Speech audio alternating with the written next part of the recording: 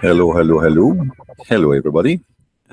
Peace of Christ to all of you. And today we have a topic which is old but new. Always we hear Muslims saying that Allah knows best. And actually, this statement is making me dizzy. I feel sometime when I hear it like somebody have a cross eyes trying to find why his eyes look like that. Allah knows best. The Quran is a person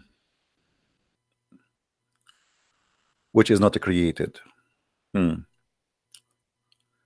the Quran is a book mentioned by Allah. Every word in the Quran is from Allah.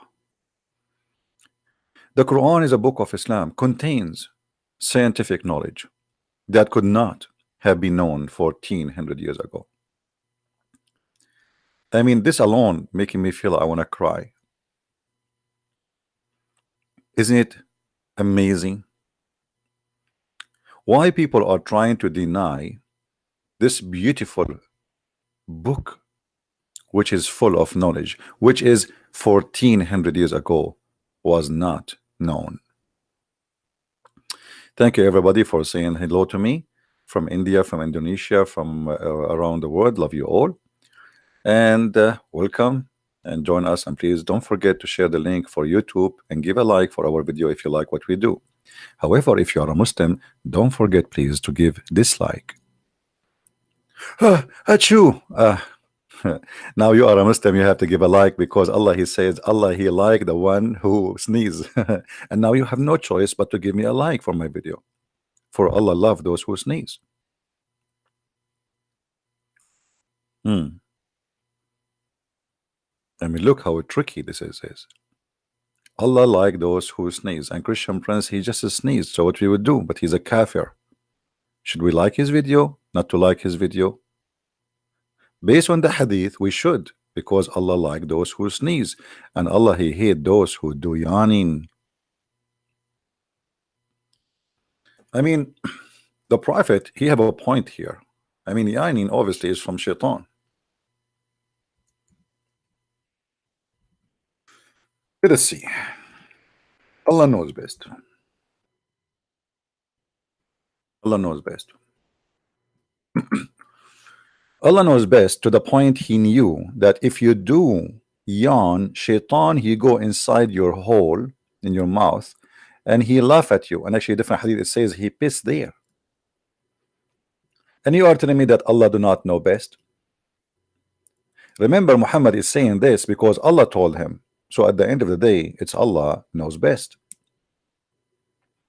And by the way, this is proven to be scientifically correct. The funny, I saw an article made by Muslims speaking about the Prophet teaching science. How? He told the Muslims to put their hand on their mouth if they are yawning.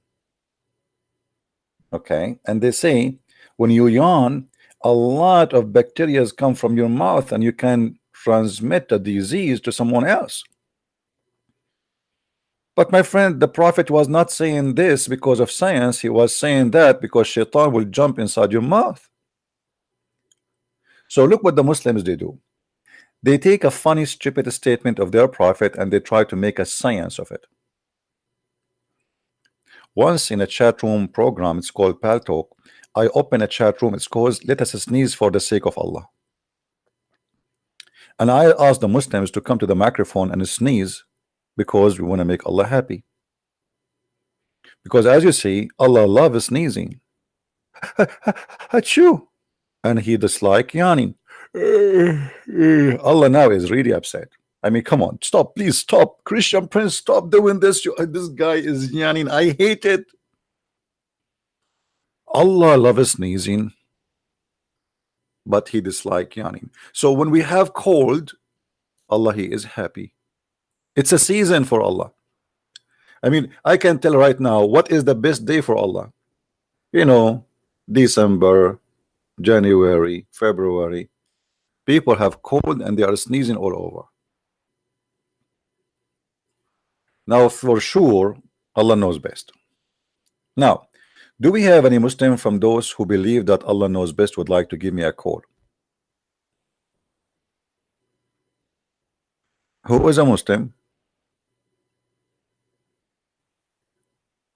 would like to call me and tell us why you Muslims you say Allah knows best? Based on what? And I warn you, don't do what the guy Somalian yesterday he did. He threatened that he will kill me, and he got a response which is not really nice. I am not the one who can be intimidated, not by your God, not by your terrorist. You threaten me, I will do even more. I'm not a potato. So now somebody is asking me to make a video about Muhammad being a hypocrite. My friend, how Muhammad can be a hypocrite? Like, come on. Muhammad, he said to the Muslims, you can have only 4 wives, but he have 13 wives. Like, come on, hello. Muhammad said to the Muslims, you cannot have sex with your wives, but he was doing that. Muhammad, he told them, don't piss toward the Kaaba, but he was pissing toward the Kaaba. I mean, come on. Muhammad, he told the men, when you go to a house of your friend, don't look at his wife, but he was looking at his own son wife, and he later he took it and he slept with it. How in the world you can say the prophet is a hypocrite? I mean, come on. Those people who say that the prophet was a hypocrite, obviously they are infected with the Islamophobia. And I can tell that the person who asked me the truth to prove this, you know, I mean, he is obviously not, you know, he's Islamophobia. And I don't like those Islamophobia people. All actually, all the Christians, Jews, Hindus, Buddhas, they have phobia. Look, a Muslim, he go to a hospital, he see a cross, he get upset. It's you who have a phobia. Why you are having the cross there? The Muslim, he don't like it. I mean, come on. It's not the Muslim who have a phobia.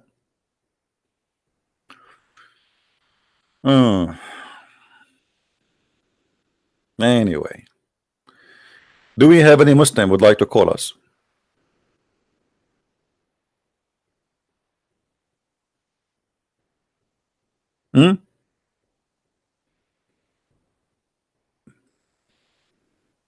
Who is a Muslim want to show us some of what the Muslim says Allah knows best? An open challenge for the Abdul.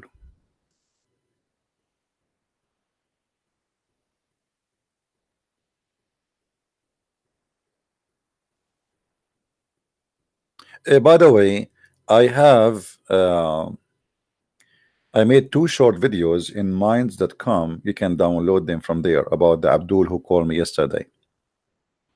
All right, who said that we are, as a Muslims, we are allowed to lie to you as kuffar. So I made them 2 short videos because that video it's not published now. Later we will have it back. I noticed that always when I make a new video, people they watch the last video and they ignore the video before it. I don't know why. As if it's like a fresh fruit or something. So if you go to minds.com, you will find the new videos published by me. You can download them. How you can download them? Very simple. Click at the video, let it play, and when it's playing, click in the right side of your mouse and it says save as, and you can save the video. Very simple.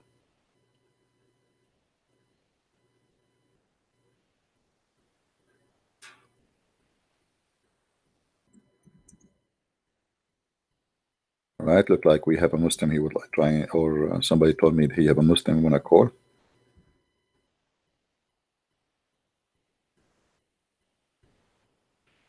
Do we have any Muslim would like to call us? Mayday, Mayday. Allah knows best. I say that Allah know nothing.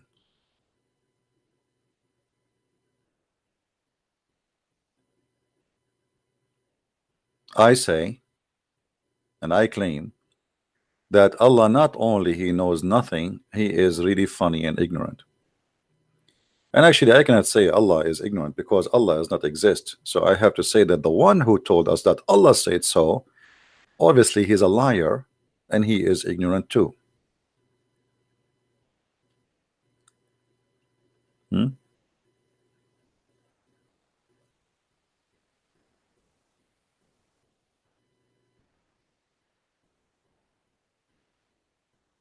Okay, we have a Muslim is downloading Skype now, and he will call me as soon he finished downloading Skype.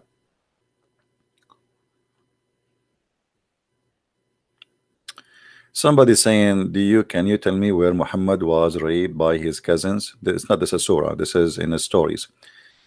When the cousin of Muhammad and his brother-in-law they came to visit him, he says, وَأَمَّا إِبْنُ عَمِّي فَقَدْ هَتَكَ عَرْضِي. Regarding my cousin, he did rape me.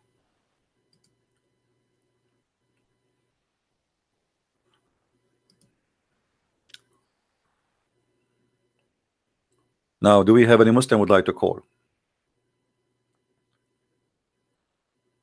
Mayday, Mayday.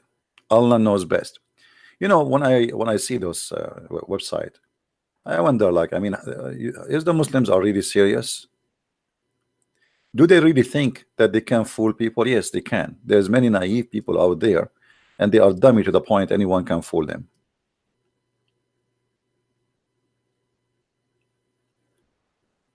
You see, human being, it might look for you that, you know, I mean, some things are really stupid, but for some people, it is really, it's not stupid. And we are here to help those who they are, let us say, don't have too much education, and maybe they don't have the same intellect level. And it's not fault, you're not sure, not your fault if you are not really, I mean, educated or I believe that every human being is a child of his society at the end of the day. When you associate with a bunch of ignorant, I mean, you are going to turn to be the same. And this is goes for me and you know. If you grow up in a place where everybody is, you know, I mean, very well educated, talking to them, just talking to those educated people, you know, you became educated. Associating with the fool will make you a fool. The same as the saying, like bad apple make 25 good apples bad. So imagine if you are a good apple between bad apples, so which means you are the only good apple and you are a child, you will turn the same as they are.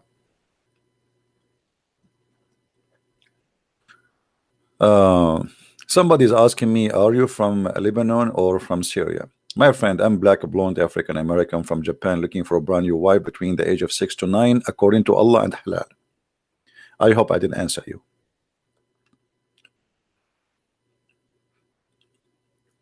Now, who is a Muslim would like to give us a call and tell us why you Muslim says that Allah knows best when Allah is very horrible in knowledge?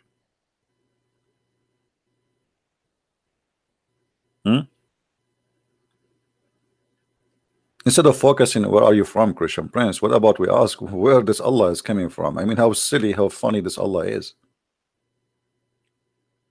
And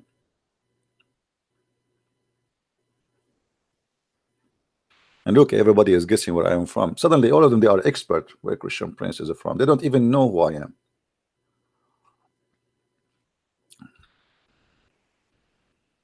Yesterday I was an ex-Muslim. The day before I was an Egyptian. The day before I was an Iraqi. Actually, there's a guy, he accused me to be Iranian. It's an accusation these days to be Iranian. Sound interesting. Now, do we have any Muslim would like to give us a call? Yes or no?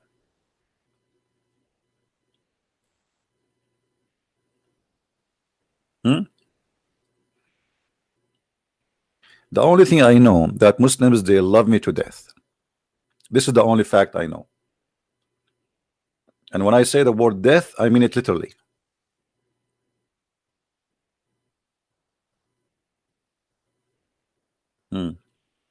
Actually, I think my roots, I am an Indian because I like spicy food. And when I talk, I shake my head. I wish the camera is on now. You see my head is shaking.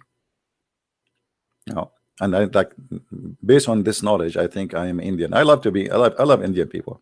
They are very nice people, and they have a very nice spicy food. Once I was invited to a doctor, and he told me because I am not used to eat spicy, he told his wife not to make it spicy. And boy, oh boy, I spent the lunch drinking water. I was sweating like as if I am in the sauna. And he asked me, "Are you okay?" I said, "Sure, sure." I can't even talk. I cannot even talk. And supposedly he did not add any spice. I mean, like little tiny. It's like a touch. Oh boy. I know Indian food is the best. It's the best way to lose weight. Are you kidding me? You sweat what you don't sweat in 10 years. You know, I was drinking water after water. I said to me, "Sound like you like too much water." I said, "I love it. Your water here tastes so good." Anyway, so actually, I just heard yesterday that India attacked the terrorist in Pakistan, and you know, the Pakistani government, they said we are ready to defend our soil. Okay, hello. I mean, here we go. They went inside and they emptied their missiles in your land, and they killed more than 300 terrorists.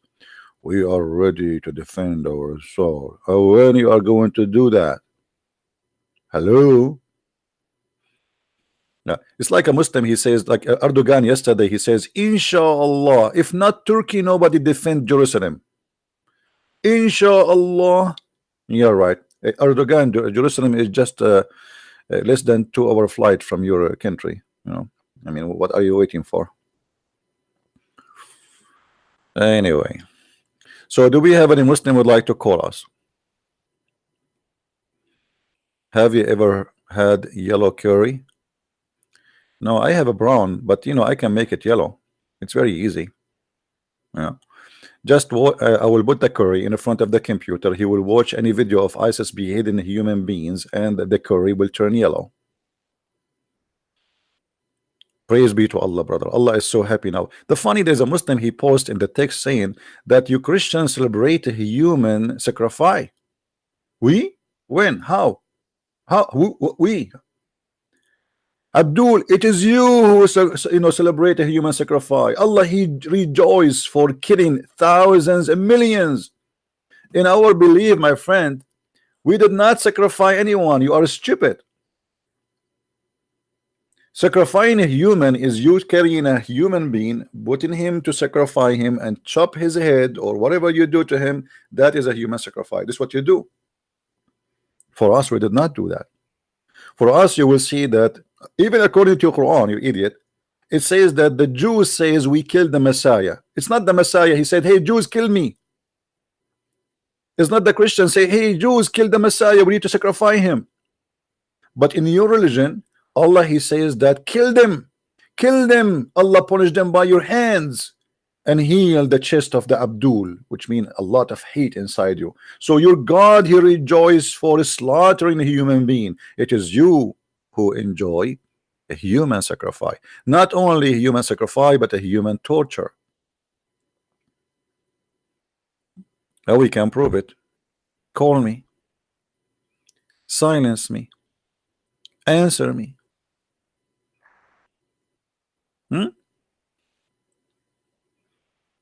Do we have any Abdul? What happened to this guy? He is downloading Skype. I mean, he is calling me. Maybe this guy. Hold on. I missed his call. Sorry.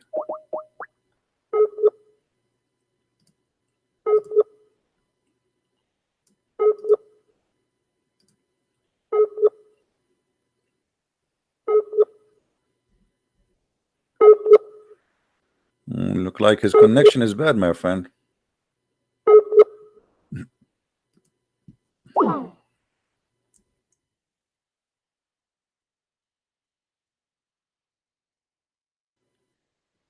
All right. Hello? Hello? Hello.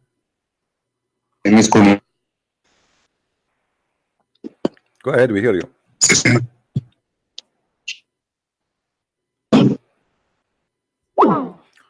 Okay, like so look like we got a Muslim, but his connection is really horrible. Hello. Hello. Yes, how are you? I'm very well. How are you, my brother? I'm all right. So you are a Muslim, my friend? Well, it depends how you define Muslim. Yes, well, I was born in a family for Muslim, and I'm still a Muslim, and I believe in Islam. All right, that's wonderful. What Islam mean? Pardon me? What Islam mean? Can you speak on me? Can you follow the Do you hear me, my friend?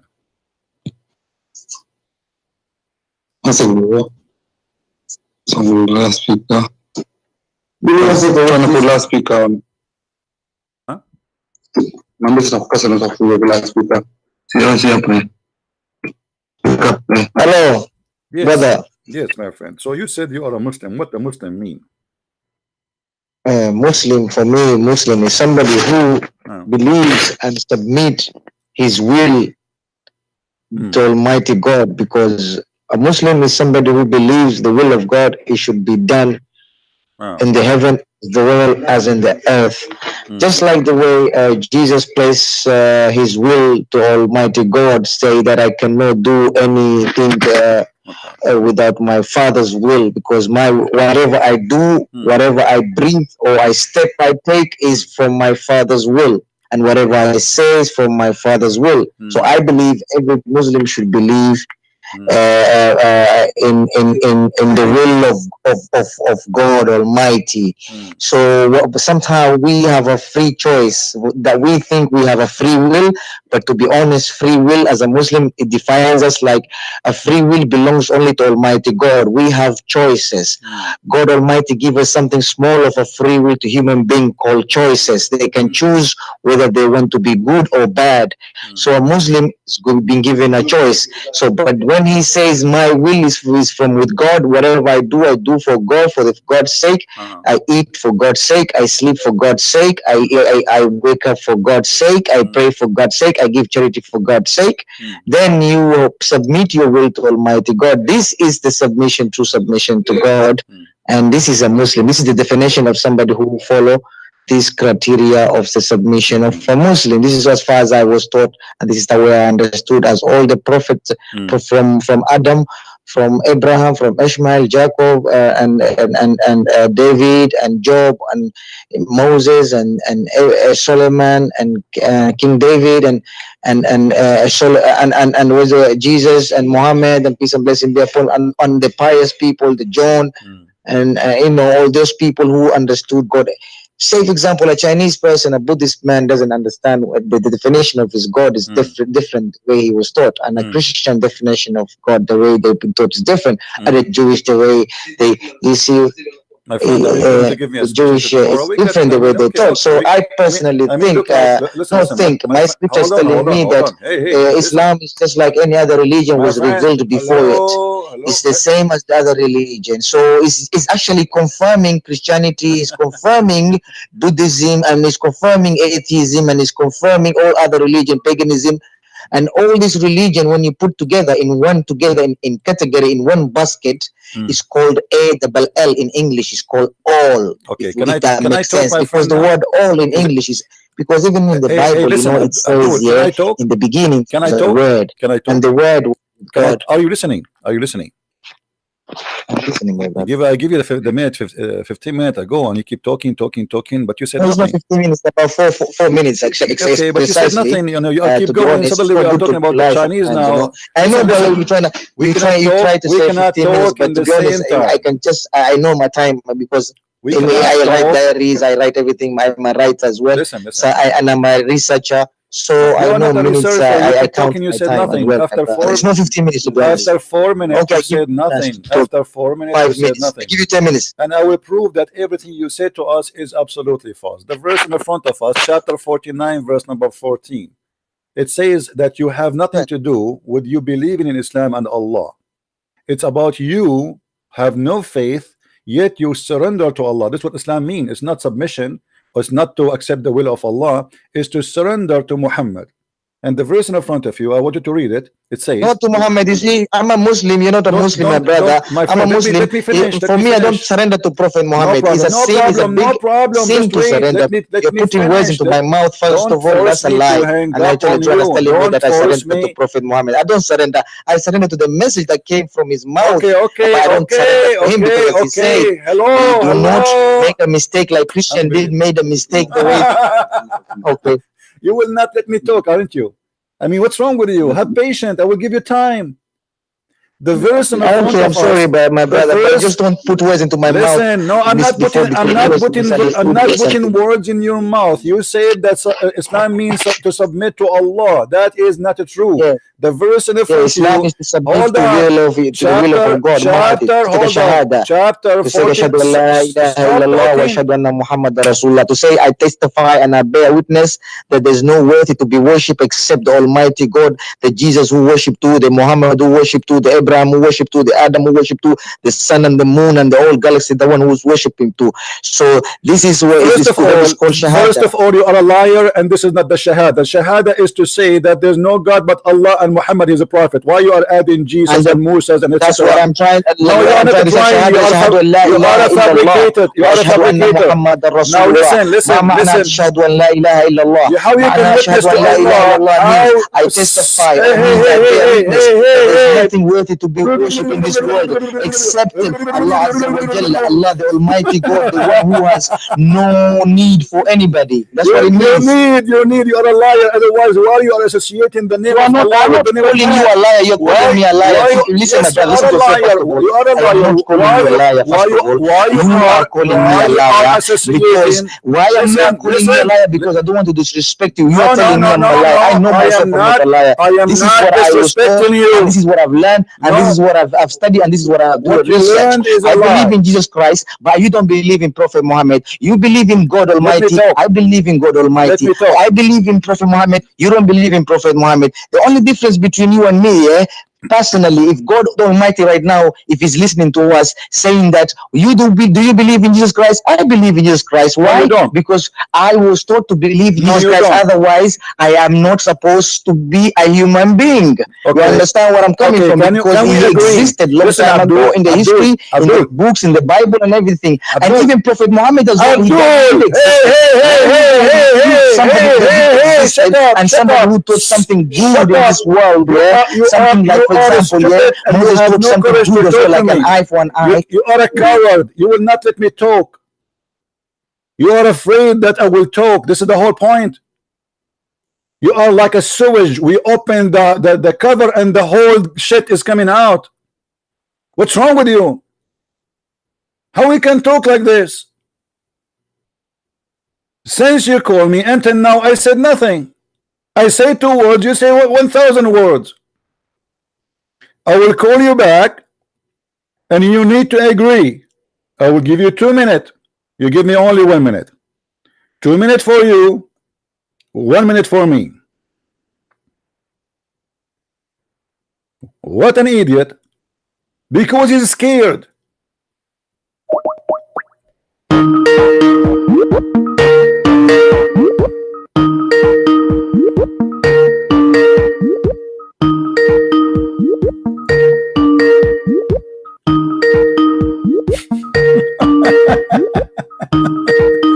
Answer now. Let us see how you can do it. Hello? Listen, do you agree that I give you 2 minutes, you give me 1 minute? Is that okay for you? Yeah, listen to you, but do you promise? Do you promise not to disturb my conversation? 1 minute for me, 2 minutes for you. Do you promise as a man? I promise as a man. Okay, I'm going to put the clock in the screen, you know, so everybody can see what we are talking about and we can see the clock. Are you seeing my YouTube?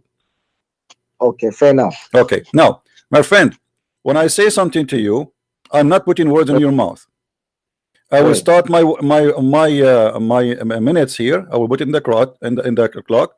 When 1 minute for me is over, I will stop talking. You take the mic, and you have then 1 minute from your side. Is that fair? Fair enough. All right. Let me start here. Here we go. My 1 minute is started already, and people, they can see it in the screen. Now, Right. you said that you as a person, you worship the same God of the Messiah, the same God of Musa, the same God of etc. First of all, in your Quran, there's no mention of the Messiah, the one we know. The one in the Quran, his name is Isa, and we do not know who is Isa. His grandfather. You promise not to disturb. Yes. Okay. Okay, I'm sorry. And the one in the Quran, his name is Isa. His grandfather, his name is Umran. We do not know such a person. His mother, his name is Mary, and she is the sister of Aaron. And Umran he is the father of Aaron too, according to Quran. So you are not speaking about the same person. Same time, you said that we believe that God, he gave us choices. That is a big fat lie. You're a prophet. He said it clearly that you believe in destiny, and Allah, he wrote your fate 40 years before he created you. You said that we are Muslims who believe in God. But as you see the verse in the front of you, it says that you surrender to Allah, but you have no faith. Chapter 49, verse number 14. Now, can you please answer? The mic is yours. My brother, first of all, let me clarify Quran. You see the Quran that you're just reading and you're just trying to say, telling me to clarify. This is a holy scripture. One word that you trying to translate the Quran, it has a lot of meaning in a different type, in a different language. I'm gonna give you an example. For example, Iqra, the first revelation that came to Prophet Muhammad, peace and blessing be upon him. It was a word called Iqra. It was not like Salamu Alaikum or La ilaha illallah or hello, how are you or salam. It was Iqra. In Arabic terminology, in Arabic at the time, Arabic was one of the greatest language in Arabia. It was they used to compete with the poetic and the poems and stuff like that. But the word Iqra at the time, he was the first man speaking and saying in his word. Even the Arab at the time, they didn't know what the meaning Iqra was. Until today, no one can say that this word, I came with this word Iqra. So now they're trying to analyze the word, this Iqra, the poetic at that time. You know what it means in English? It means read. It means research. It means proclaim. It means do. Basically, one word, it has a variety of meaning. Just one word. That's why it's called a revelation. One word can have a lot of meaning. For example, Iqra means read, research, proclaim, repeat what I'm saying. Say, like for example, when a child is told by a teacher, say A, B, B, C, C, D, D. It's called repeating, like, you know what I'm saying? So this revelation, this one word, it has a lot of meaning. You understand? So whenever you understand the way, if you read, I read Quran more than 100 times. And every time I read Quran, I understand different. And every time I read again, I understand even better than I understand before. And when I read again from the beginning, and it's like a vast knowledge, like an ocean. It's like I'm a fish, I'm swimming into it. So you cannot tell me I will understand the whole ocean from east to west, if that's what I'm trying to tell you. So Quran is a revelation, is a final and last testament of Holy Bible, you call it, but I call it Holy Furqan, because I accept the Holy Bible. So me, I'm like a last child of the family. If you don't accept me as the last child of the family, just like the way you have accepted the last child of Jesus Christ, I have accepted Jesus Christ was the last child, but I have accepted as a Prophet Muhammad, peace and blessing be upon him, as a comforter, my comforter. When Jesus Christ say in the Bible, I have many things to say unto you, but you cannot bear it now. When he, the Spirit of the truth, when he shall come, he shall guide you to the truth, and he shall not speak for himself. He shall only speak for what he hears from my Father. You understand? So this comforter, they change the name. If you look at this word comforter, the only criteria that we as a Muslim believe in Jesus Christ, is up. The people that made us your time is up. Your time is up. Okay, sorry, brother. Okay, listen. You just said, and now it's my time. I will start the timer again. Here we go. People, they can see. All right? Okay. Now, you said that Muhammad is the spirit of a truth, and that means you Muslims are false Muslims, because Muhammad is not a spirit, he is a man. So why you lie? This is number one. Number two, I showed you. Don't disturb. You promise a man. You are a man. Keep your promise. And you said, hold on. You said that you as a Muslim, you believe in the Bible, which is a lie. Number 3, the verse I gave you in the front of you in the screen, or what you said to me, people they have different translation or etc. I mean, who care about the translation? Read whatever translation you want. The verse in front of me says that Allah says to the Arab, you say we surrender to Allah, which means they say Shahada. Say you are a Muslim, but you don't have faith. So according to Islam, you do not need to have faith. You need just to say Shahada. And because Muslims are kuffar, they worship a God and associate his name with the man. Because of that, the whole purpose is to believe in the man, not to believe in the God. This is why if you believe in Allah but you don't believe in Muhammad, you are kuffar. Because Muhammad, the whole point of using the name of Allah is to make himself equal to God. Now I want you to give you the mic, and please don't give me a speech. Answer the verse in front of you in the screen. How Allah he says, don't say that we are believers, say we are Muslims, for faith never enter your heart. How you can be a Muslim yet Allah call you Muslim, yet there's no faith in your heart in Muhammad or in Allah? The mic is yours. First of all, you said to me about I told you about earlier about the comforter when Jesus Christ prophesies about prophet that the spirit, the truth that will come. And you see here, let me analyze about the spirit of the truth. You see, every human being in their body in that makes them alive is they have a spirit. Every human being, first of all, they have a spirit. You can have a bad spirit, good spirit, or right spirit, a disability spirit, whatever kind of spirit you can have. But you see, when Prophet Muhammad sallallahu alaihi wasallam, his soul, his spirit, the ruh, I'm talking about the soul, the spirit, yeah. When Prophet Jesus, peace and blessing be upon him, says, when he, the comforter, he shall come, he shall speak. You see the word he is an English language. It's not, I'm not saying it is, oh, I'm saying he. So the word he is a man, and the spirit, the word a man has a spirit. Every human being has a spirit. When the spirit comes out from your body, you are a dead person. So what I'm trying to tell you, that Prophet Muhammad, we believe he was the comforter, that Prophet Jesus, peace and blessing be upon him, that prophesied about it, that he said, I have many things to say unto you, but you cannot understand it now because your mind is so narrow. But when he, the spirit of the spirit of the truth, when he shall come, he shall guide you to the truth. He shall not speak for himself. He shall only speak for what he hears from my Father, and he shall glorify me. You understand what I'm coming from? So when he speaks about he is a Prophet Muhammad, we as a Muslim, we believe, and everybody believe that 1.8 billion Muslim right now is not a magic followers. You can't find Instagram 1.8 billion followers. Your 2 minutes is up. My time is up? Yes, your 2 minutes is up. Listen, okay, you just said, and everybody heard you, that he will glorify me. That's mean you just admitted that Jesus is God and Muhammad is worshiping Jesus. Because nobody should have don't disturb. You promise as a man. You promise as a man. You promise as a man. Don't break your promise. Don't break your promise, Potato.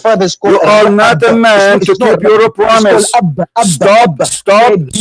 Stop talking. Keep your promise.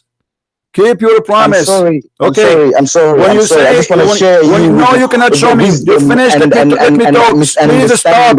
You are taking now from my time. You have a mental illness or what? You promised me as a man. I'm sorry. Okay, now listen. You said that Muhammad is going to glorify him. He will glorify Jesus. How you glorify Jesus unless he is God? Man should not glorify a man. Should glorify God only. You just admitted that Jesus is God and Muhammad worshiping Jesus. This is number one. Number two, don't disturb. This is my time. And number two, why you are avoiding to answer about this verse in the front of you, which it says that you can be a Muslim, but yet you have no faith neither in Allah, neither in Muhammad. What kind of cult this cult is? The God of this cult says to you, you call yourself a Muslim. I call you Muslims. Don't say that we are a believer. Say we are Muslims. This is what the verse saying. You claim that you read the Quran. You claim that you read the Quran. I challenge you to read the verse for me in Arabic and tell me what it says. It says that you say that we are Muslims. Say you are Muslim, but faith never enter your heart. Now explain to me how in the world a God he accept you to be a Muslim, but yet faith never enter your heart, and the mic is yours. First of all, you need to understand, my brother, man, iman. What is faith? What is faith to you? According to you, is different. According to Chinese, is different. According to everybody, is different. You understand? Man, iman. The way we Muslim believe, what is faith? Amantu billahi wa malaikatihi wa kutubihi wa rusulihi wal yawmil akhiri wa khairi qadrihi wa sharrihi min Allah ta'ala. The faith, the real faith of a Muslim is to believe that there is nobody to be worshipped except Allah Azza wa Jalla, the one who sees everything that we can't see him, but he surely sees us. This is the greatest faith, the greatest iman, a supernatural iman. We believe in Allah, A-double-L, the creation of A-double-L, the creation of all, including Jesus, including everybody, from the beginning to the end. So, what I'm trying to tell you, my brother, in the beginning and in the present and the past, if you put together in one basket, it's becoming A-double-L in English word is all. Even in the future will become all if you put together.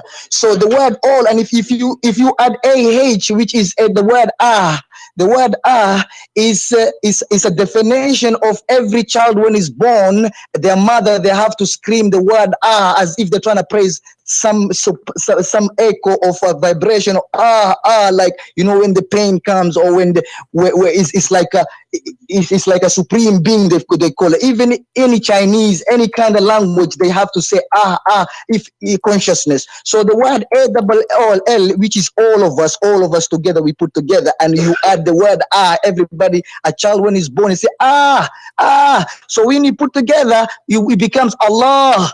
You understand where I'm coming from? So what I'm trying to tell you, Jesus Christ worship Allah. He says, Allah, your time is when up. he was crucified. You guys Okay, say your it. time is up. Oh my Your Lord, time my is Lord, up. Allah, Allah, oh my Your Lord, time. my Lord, you translated in English. Oh Allah, Your Allah, time. why have you Your forsaken me? time is So what I'm up. trying to Your tell you that time Jesus is Christ up. he came to taught us how to worship his Are Father, you not to stupid or worship what? him. Are you So stupid we or what? follow the Jesus Christ footsteps. You are We as a Muslim prophet. you are mentally ill, you idiot. You are mentally ill. It sounds like a sex movie. You idiot, I say to you, how Allah, he says, you say we surrender to Allah, we became Muslim. The word surrender here in Arabic is we are Muslims, but yet there's no faith into your heart. How you can call somebody a Muslim but he have no faith in his heart, neither in Allah or Muhammad? And what you give me a speech about and what is the definition of believe? Suddenly believe need definition. Believe is to believe. But because you are a coward, you are a gun machine, you have nothing to say, you start saying things have nothing to do. WLWLLLL. What is that? What does this even have to do with my topic? I will call you back. You are not being a man. You are not keeping your promise. You promise that when your time is up, you will give me the mic. Shame on you. I'm gonna have fun.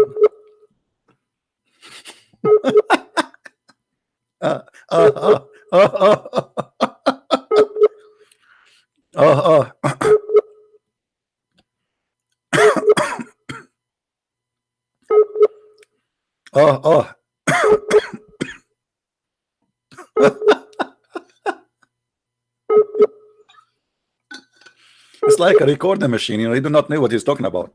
And what he's talking about have nothing to do with our topic. He's just trying to cover up the stupidity in the Quran. How the Quran says that you have no faith, and Allah called them Muslims. He's saying to them, don't say we believe, say we are Muslims. How you can be? How does God, he say, don't say you have a belief, say we are Muslim.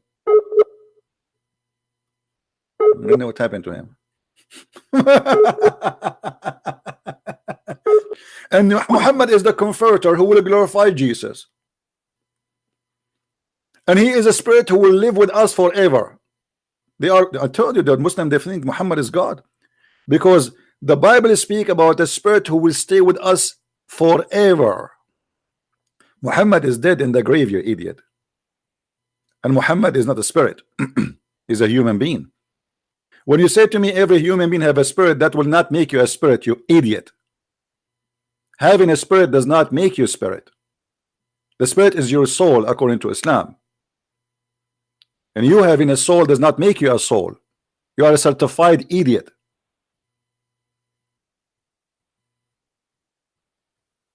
But because they are desperate to find their false prophet in our book, and by the way,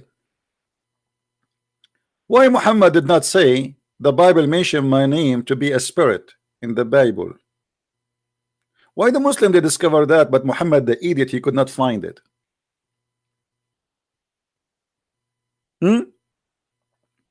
Why Muhammad did not say to them Muhammadim is in the Song of Songs? Ahmad Didat was making fun of the Song of Songs, claiming that this is a porn book for more than 20 years. There's tons of videos of Ahmad Didat making fun of the Song of Songs, saying, do you read the Song of Songs for your children? Suddenly somebody told him that in the Song of Songs in the Hebrew it says Muhammadim, and then suddenly Muhammadim, Song of Songs, became a holy song. He's not answering. But you see, because they are coward, they will not stop talking. He's afraid, and he will not answer this verse. You notice?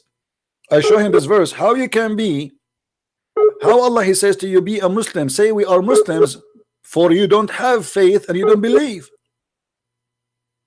How you can be a Muslim then? Because he forced him into Islam. I don't know what happened to him. It says he is calling me, but I cannot, I cannot receive any call from him. Hold on, maybe because I am in disturbed mood. Let us see. Hold on.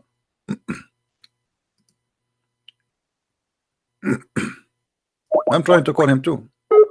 See?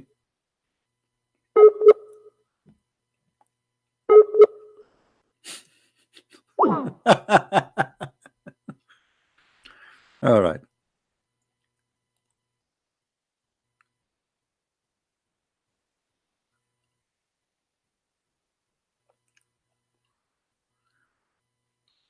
Who is next?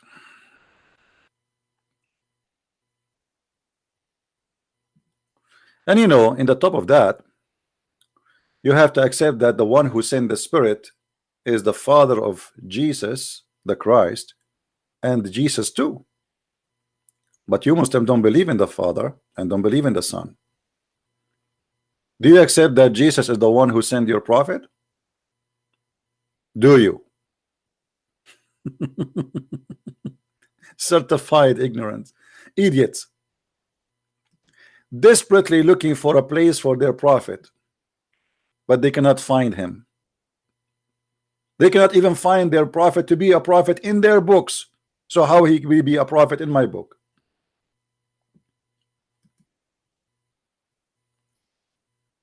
Who is a Muslim when I call?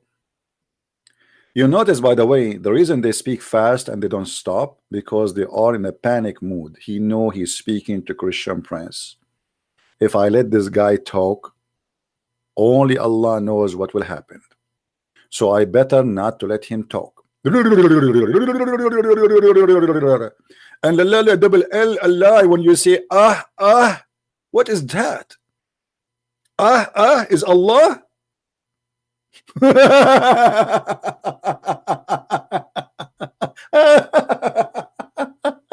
This is the best comedy show ever. Who would have watched cable TV anymore?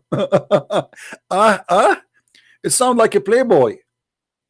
So when somebody say he said Allah, Allah. That is something.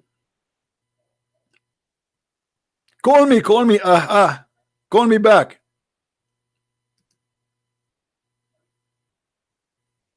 The caller mic is so loud. What I will do then?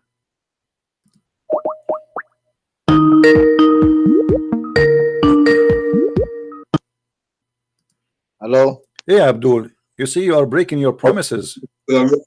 I'm sorry. I'm sorry. I'm No, sorry. my My friend, phone. you I cannot think my do that. internet You is are a not good man. You know, you sometimes. are a You know. man. You are presenting Islam now. People, they will be wondering why this Muslim keep his promise, breaking his promise. Come on, man. Don't. It's not a promise. Come, Okay, come. Let's now come it's down, my man. time. Let me talk, please, and please respect your promise. When I say to you, it's your time. Don't make me shout. I'm losing my voice. This is not nice. Okay. Now, I'm sorry. I'm sorry. I this is my time now. apologize. I Let me start. Let apologize. me start the clock. Okay. Here we go. The clock started. My time, my friend. The verse in the front of us says that the Arab, they says we believe. Allah said to them, say you do not believe, rather say we are Muslims. How in the world we have a religion? It says you can say you are a Muslim, but you should not say you believe, for faith never enter your heart. And you gave me a speech about definition of believe. Believe is to believe. Either you believe or you don't believe. So when you say I say shahada, that's mean you are telling me what you believe in. Those people, they say shahada and they are now Muslims, and Allah is saying to them, say you are Muslim, but don't say we believe, for faith never enter your heart. Which means Islam is a religion of hypocrisy. It teaches you to be a hypocrite and to stay hypocrite. All what Allah he wants from you, which is Muhammad in this case, he wants you just to say I am a Muslim. You believe, you don't, who care? And as you see the verse in the front of you, and now I'm going to stop my clock so you can start yourself. Okay. And Okay. the mic, First of all, we need to understand, brother. We okay, need the to mic is understand, yours first of now. The all, mic is yours, my friend. brother, The mic. the verse was revealed in Mecca, and it was a long time ago. That was revealed at the time of the time of Jahiliyyah, the time of the ignorant, the time of the Arabs. At that time, Arab, they were pagan. They had no religion at the time whatsoever. They used to rob and all that. Prophet Muhammad was a mercy, was sent as a messenger to them, to the community, to stop what they were doing. So when Prophet Muhammad was weak at the time, nobody was listening to him, and everybody used to stone him and to beat him. Everybody used to call him mental, crazy, until when Allah Azza wa Jalla gave him power.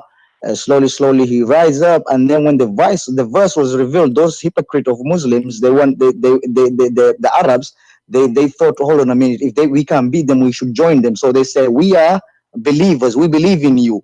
And then they were told, you cannot become a believer, you have to become a Muslim first, to submit yourselves like your wills, you understand?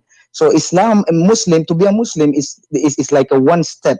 And then once you become a Muslim, and then you become a mu'min. And then when you become a mu'min, the more you practice, you become a muhsin. And then the more you practice muhsin, you become a muttaqin. And then the more you become a muttaqin, you become mursaleen. It's like a stage, it's like a stairs, it's like a stairs. So Islam is a foundation. It's like, the house, when you build a house.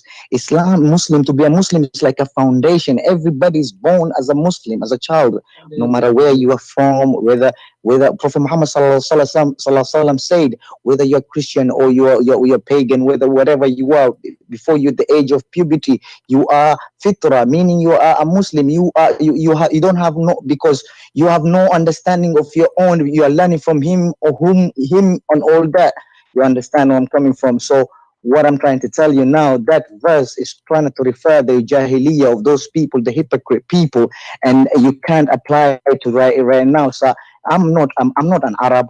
I'm an African. I'm from Bilal ibn Rabah. I'm from Ethiopia. So I'm a Muslim. You understand? So even though I'm not an Arab, but I'm a Muslim. I believe in Islam. And at the same time, I believe in Jesus Christ, because Islam is forcing me to believe in Isa alayhi salatu wasalam, peace and blessing be upon him. My friend. Your time is up. Okay. So, now, fair enough. All right, my friend, you said, and everybody heard you, that you convert to Islam first and then you believe. That's mean Allah is a hypocrite, not the one who convert. You said those Arabs, they said to themselves, you promise not to disturb. You promise. Keep your promise. Okay, fair enough. Okay. Fair enough. Now, you said that those Arab, they converted to Islam because they said to themselves, we cannot beat Muhammad, so we better convert to Islam, otherwise he will, will kill us. So they converted, and this is what you are caring for. That's all what you need, is just have somebody to say I convert, and later you become a Muslim. Doesn't matter. Okay, now you convert, you say I'm Muslim, but you believe you will come later. And this is the point. Islam is a religion of filthy killing and threatening people and forcing them into Islam. And you are the one who said that, everybody by witness. We force them into Islam. At the first step, just say we are Muslim. Then faith will come later. Have you ever heard of a cult like this? You convert to a religion, but we don't have faith. Number two, you said that I am a black. Muhammad, he hate the black people. How you can be a black person? Muhammad, he owned many black slaves. As an example, he called Bilal a raisin head. How in the world you make fun of a human being? He is a black. You're a prophet. He said the most person Allah he hate is a black person. How you can believe in such a thing? Why Allah he hate a person who is a black? Why the most enemy for Allah is a black person? Shaitan is a black. The one who destroyed the Kaaba is a black. The most person Allah he hate is a black. And Allah created the black people to go to hell. The mic is yours. First of all, my brother, I don't even know your name, but I love talking to you, and I would love to make you understand exactly. Christian Prince, I start thinking your name is Christian Prince. First of all, I want to thank you so much to ask you this beautiful question.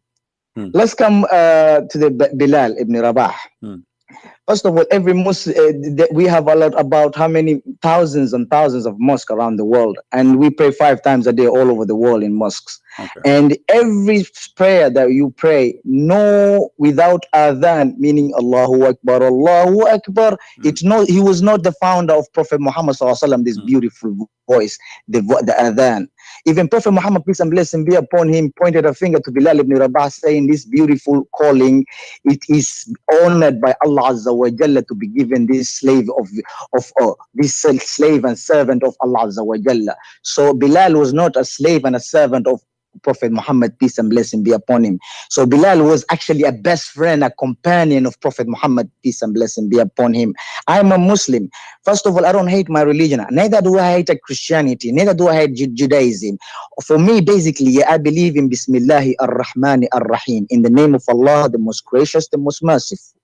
You understand? If you guys believe whatever you want to believe, you want to believe it, the Holy, the Father, the Son, whatever. I was not taught because of that type of a division. I was told Allah is one, the merciful and the just. So to come to Bilal ibn Rabah, we're speaking. Bilal has the most honor. He might be dead right now, but his voice is echo 5 times a day before you wake up. All over the world, people are making this adhan, Allahu Akbar, as if Bilal's voice is still echoing like more than as any other sound in the world. And no prayer in Islamic prayer is allowed without Bilal's call, meaning a black man call. Okay, my friend. You understand? So Islam itself, it belongs to a black man, because your time is up. Your time is up. I'm sorry. Okay, my friend. Continue. Everything you said to us is false, because Bilal was a slave, not a friend. And here we go, the hadith in front of you, and this is Sahih hadith, that your prophet, he ordered Bilal to do the adhan because he is the only slave between those white men. And Bilal was bought by Abu Bakr. And Bilal, he begged Abu Bakr, says, if you bought me for the sake of Allah, will you free me for the sake of Allah? If you bought me for yourself, then keep me for yourself. And Muhammad, he died, and Bilal is still a slave. Have you ever heard of somebody, he is a friend of somebody, yet he owned him as a slave? I want to friend you, my friend, but I want to own you. What kind of a friendship is that? Why you are lying? So here we see that Bilal is nothing but a poor slave who worked for Muhammad to do everything for him, because he is the only slave. He is going to wake up early morning, go to the roof and start screaming, losing his voice. But the white Arab man, he will never do that. Why Muhammad did not order Abu Bakr? Why Muhammad did not do the adhan? Because all of them, they want to sleep and they want to rest. But the poor Bilal, who is a slave, he is the one who will do the job. Now you did not answer me. Why your prophet believe that every person is black is an enemy for Allah? Did your prophet kill the black dogs? Why the black dogs are the enemy of Allah? The mic is yours. First of all, my brother, you are a liar. You are a hypocrite. You told me basically I am a black man. Prophet told me I'm a slave, and we all slave. Prophet free us at the time of a slavery. Bilal was a slave. He was bought and he was freed. If you didn't understand the hadith, if you didn't learn the hadith, don't tell people lies. I beg you, please don't call me a liar. I'd never called you a liar, but now you're forcing me to call you a liar because you're telling me things that you didn't even study properly, my brother. You see, there's a table has 4 angles. A Kaaba has 4 angles. People, you see, one angle is from the other side, one angle of this side, and other angle of this side, and other this angle of this side. Perhaps, maybe you are just talking of that angle. Are you done? Well, here we go. Your prophet, he said, your Bilal said to Abu Bakr, if you bought me for the sake of Allah, will you free me for the sake of Allah? So who's lying? I want you in the front of everybody. I don't, you cannot prove hold on, my time. I want you to show me a Sahih Hadith. I want you, hold on, you are breaking your promise. You broke your promise. You broke your promise. You broke your promise. You are a coward. You are a coward. You are a coward. You are a coward. You are a coward. Allah is one. God it's is my one. time. I don't care if your God Allah is 1 or 10. Listen, it's my time. It's my time. It's my time. Listen, the hadith in front of you. Show me the hadith where it says Muhammad he free Bilal and I will make you my hero. It's a challenge in the front of every Muslim in the world. Do you hear me? Do you hear me? Okay, I want you in the front of everybody to show me the hadith where it says that the Prophet of Islam Muhammad he freed Bilal. I have a hadith in front of me which is Sahih from Sahih al-Bukhari. Bilal begging for his freedom, which means they are not freeing him. Now I want you to show me the hadith that Muhammad he freed Bilal. It's a challenge. The mic is yours. Muhammad bought Bilal and freed him. Show us. Go on to a research. Show us. No, don't research. You are the Muslim who told me. How can I you are the one who told me. No, you told me that you are a liar. You don't even face to face. You are a liar, my brother. You see, you are putting words, your own understanding into people's head. It's not like that. You have to give me the proof. We have 1.8 billion followers. I don't care about the 1.8, but yet you have no proof of what you say. And Bilal. This is not the question. Both of them. One of them is from Africa. One of them from Asia. You know that the DNA. Abdul, if you're a prophet. Basically, Bilal was from Ethiopia, and the whole Islamic concept is a salah, is a prayer 5 times a day, daily prayer. The whole Islamic concept. Just get lost. When you debate a Christian prince, either you prove what you say or get lost.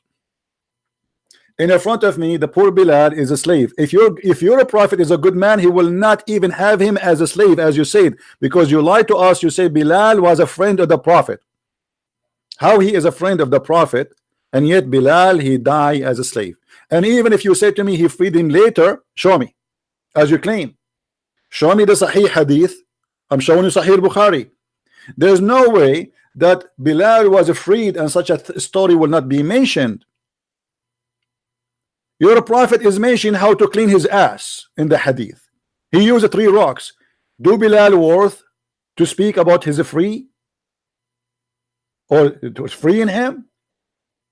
The ass of your prophet have 1,000 hadith. Why we cannot find the hadith about Bilal being freed by your prophet? So you are a hypocrite and you say to me, search it, search it. Search it. The one is trying to call me, are you a Muslim?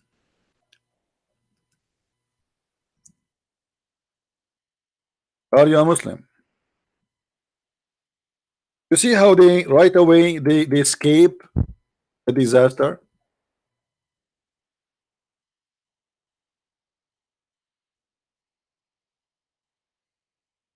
Do you see it?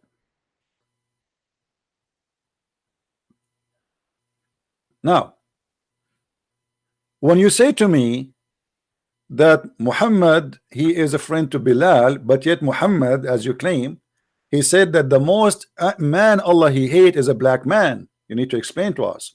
When Muhammad even he killed animals just because they are black, you need to explain to us. When Muhammad he says that the white dog is fine, the yellow dog is fine, but the black dog need to be killed. When Muhammad he says اقتلوا كل أسود بهيم, kill every pure black animal, you need to explain to us. Speaking about Muhammad that he was nice to the black, but yet he was owning tons of slaves, even having sex with them.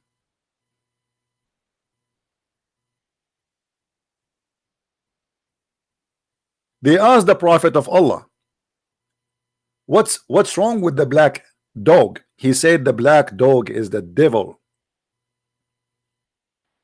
So they keep talking, but they have no proof and they have no reference of anything they are speaking of. Muhammad, he made slavery a business, a lifestyle. The caliphate of the Muslims, they own tens of thousands of slaves. Muhammad himself, he received a chapter, it's called the chapter of At-Tahrim, because once he forbid himself from raping a slave he owned. So Allah supposedly sent him a verse, says, why you are forbidding what Allah made lawful for you? What Allah made lawful for you? To do boom boom to your slaves. And you notice that this guy who tried to defend Islam, he just approved what we always say. And I hope people will copy his video and share it around. That in Islam you do not need, yes, you do not need to believe. First you convert to Islam, and then you became a believer later. And he said, those Arab, they said to themselves, well, we cannot beat Muhammad, which means he will kill us. Actually, the story is more than this. Muhammad, he sent them a threat. He says, either you convert to Islam or I will kill you. Either you convert to Islam or I will kill you.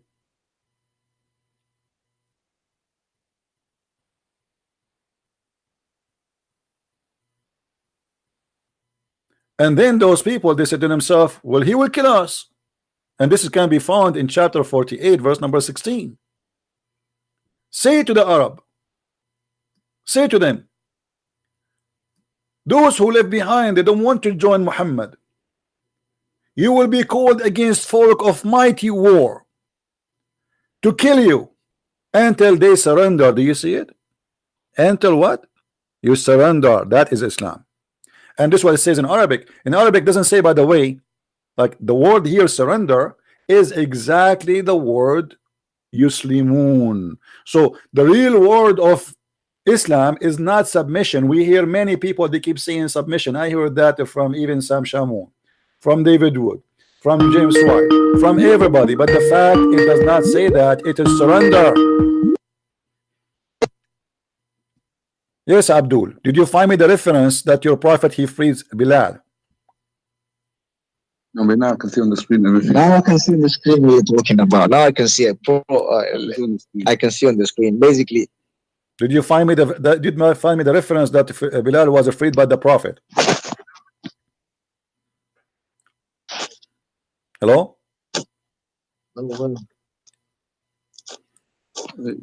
you on about? Hello? Are you there? Well, hello, can you hear me? Did you find me the Sahih Hadith where your prophet, he freed Bilal, my friend?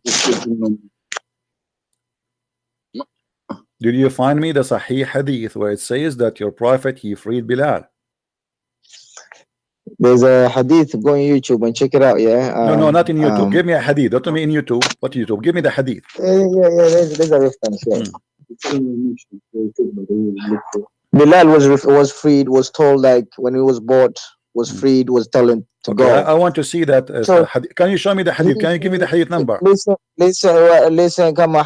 How many hadiths do you know I existed out there? How many hadiths? I'm asking a question. How many hadiths do you know all of together that exist? Doesn't matter. I want a hadith from you. I'm asking a question, brother. Don't change the topic. I want you to give me a reference of Bilal being freed. What about Mary the Copt? She was freed too. What about her cousin was freed too? What about all the slaves Muhammad? They were freed too. Muhammad, he owned slaves and he raped them. Now I'm asking you, as a black person, you said to me, as long as you don't want to answer, I'm asking you. You see, you lie to people. Please stop doing this. You have to prove it. You have to prove it. I'm lying. Where I am lying? Where I am lying? Show me. Where? No. Show me where I did lie. Go ahead.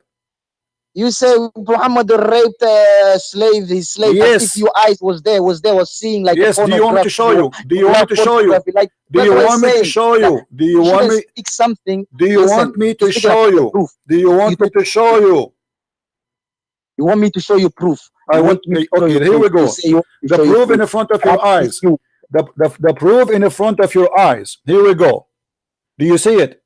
This is your prophet. This is your prophet. This is your prophet attacking tribes and raping the women. Don't speak about Prophet. You can't say Prophet Muhammad rape his women. Why you Listen, there? you have to answer. I am showing you reference. I am showing you reference. Here we go. Hold on. I am showing you in the screen reference. You're a prophet. He killed the men. He took the women, and he took Juriya and he raped her. Show me sex reference that you saw. Show me sex reference that you saw. Did you show that sex reference? I can make. Yes, it says this is Sahih Bukhari. This is. I am not making. This is Sahih Bukhari. This is your book. Bukhari. Let me tell you about Sahih. Just like the way John was. So Sahih Bukhari now is bullshit, right? So Sahih Bukhari now. Sahih Bukhari is bullshit for you. Sahih Bukhari. So Sahih Bukhari is a bullshit. The Quran speaks about Sahih Bukhari. Tell me about something in the Quran. Don't tell me about something. So if I show you from the Quran, what you will do? Is a reference. Okay, here we go. Okay, hold on. We will go to the Quran. Like, guys, Sahih Bukhari is a liar. Sahih Bukhari is a liar. What about the Quran? What do you mean? Sahih Bukhari could be. How can it be a liar? It's something that, for me, a lie is something that does not exist. For me, something that exists, I can see with my own eyes. Abdul. How many times the Quran says you can have sex with your right hand possess? Who are they, the right hand possess? What do you mean? How the one you went, you pay mahar, the one you married to, the one you made, the one you say you're gonna have my children, my heir. Abdul, who is the right hand possess? Stop lying. Who is the right hand possess? Is the right hand possessed? Are they the slaves? That one you're gonna have sex with them and then produce your children and propagate. You understand? Abdul, I'm asking you. Here we go. I'm asking you. Who is the right hand possessed? Are they the slaves? Well, if a slave was married to the owner, then of course. Okay, hold on, guys. If the slave is married to the owner, here the verse in front of us, it says, O Prophet of Allah, we made lawful for you your wives and your right hand possessed. So they are not wives. All right, of course. Listen, hold on a minute. Let me stop you here. Yeah, stop me here. Yeah. For your own. Say for example, hold on. Abraham, peace and blessing be upon him. When Sarah had when he couldn't have a child, and then Hajar was helping her, and then say have this like a slave. She's gonna have Ishmael, and then had a Ishmael. You see, this was a slave. No, and then took to Mecca, whatever you call it, Mecca right now. You see where I'm coming from? So I don't see where you're coming from. No, I don't see where you're coming from. Abraham, he did not do what Allah told him according to your Quran, did he? In my Bible, we don't have Allah, we don't believe in Allah. There's nowhere in my Bible, hold on, shut up. There's nowhere in the Bible that God said to Abraham, go and have sex with a slave. It was Abraham doing that, and this is why God, he was upset from Abraham. So Abraham, he disobeyed God by having sexual relationship with a slave, and he married her.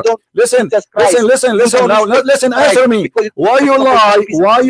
And you say, why you lie? Hey, potato. Why you lie? You said in Islam we don't have sex with the slaves. Now you agreed.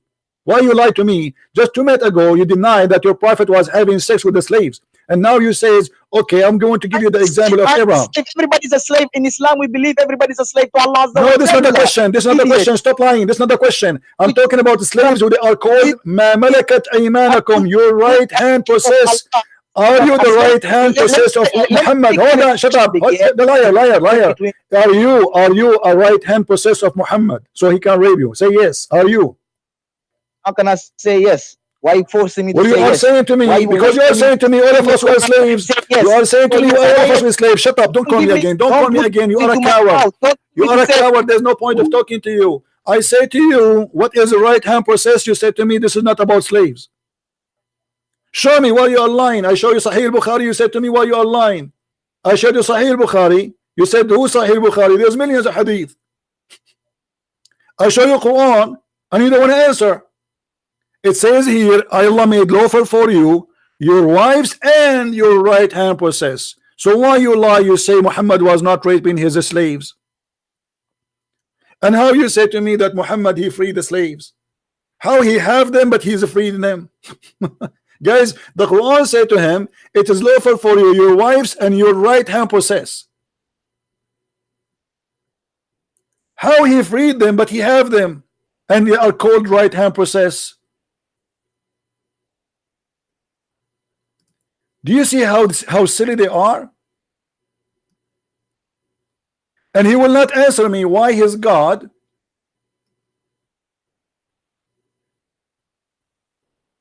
even is speaking about the black people as evil. Do you notice he tried to ignore it? We ask him why the black dog is a devil. He will not answer because it's a shameful belief. Muhammad, he have a phobia with the black color. How Muhammad he free people but he own them? And Allah, and obviously here the verse in the front of us, by the way, obviously Muhammad himself will fabricate this verse.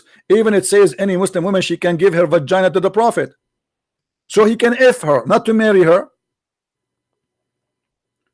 As you see, it says it is lawful for you, your wife, and then your wives, and then in the top of that he start counting, and one of his counting is right hand possess, and then any believing woman, she give herself to the Prophet.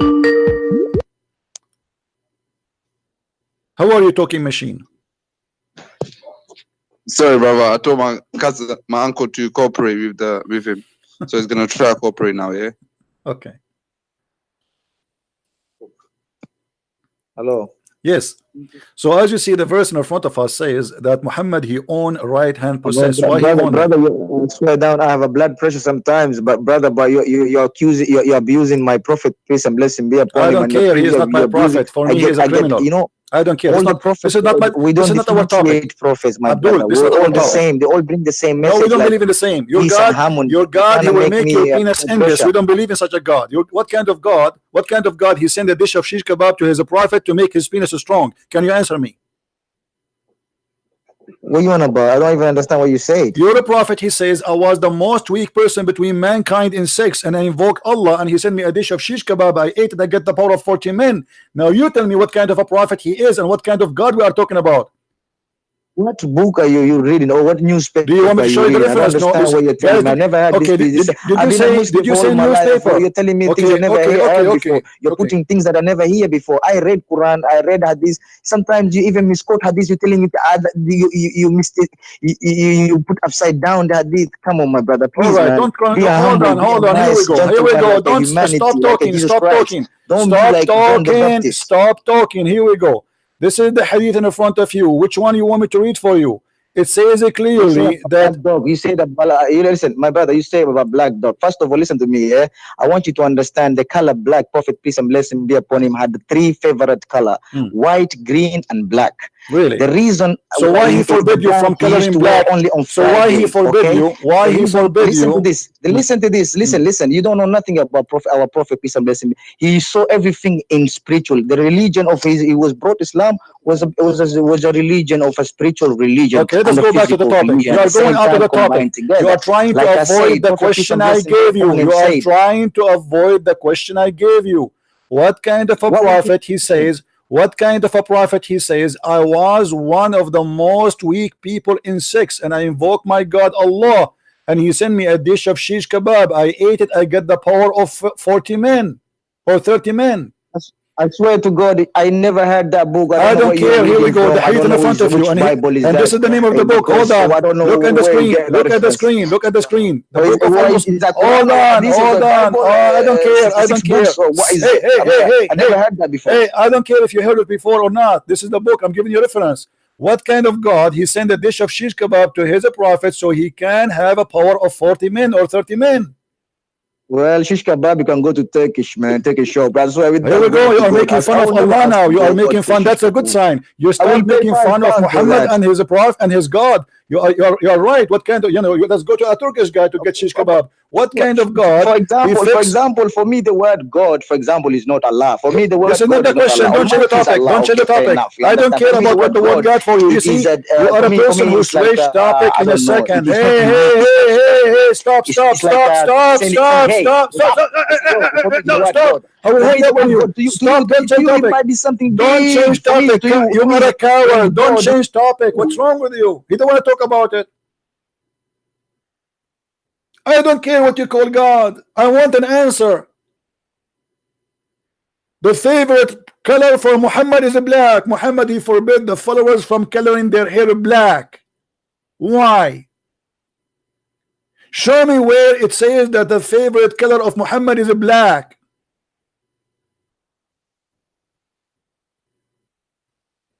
A talking machine. He will not answer anything because he is ashamed of his prophet. Why the black dog is the devil? He will not answer. I want you to tell me. I want to learn from you. What's wrong with the black dog? Why Allah he hate black dogs? Why he hate black animals? Muhammad he said clearly, for it is the devil. Now call me back and don't tell me Muhammad's favorite color is the black. Show me the proof, but first of all answer. Why the most color Allah he hate is a black? Why the black, the most person Allah he hate in this earth is a black person? We have the right to know. Are you going to answer or you want to give me a speech? Let me call you.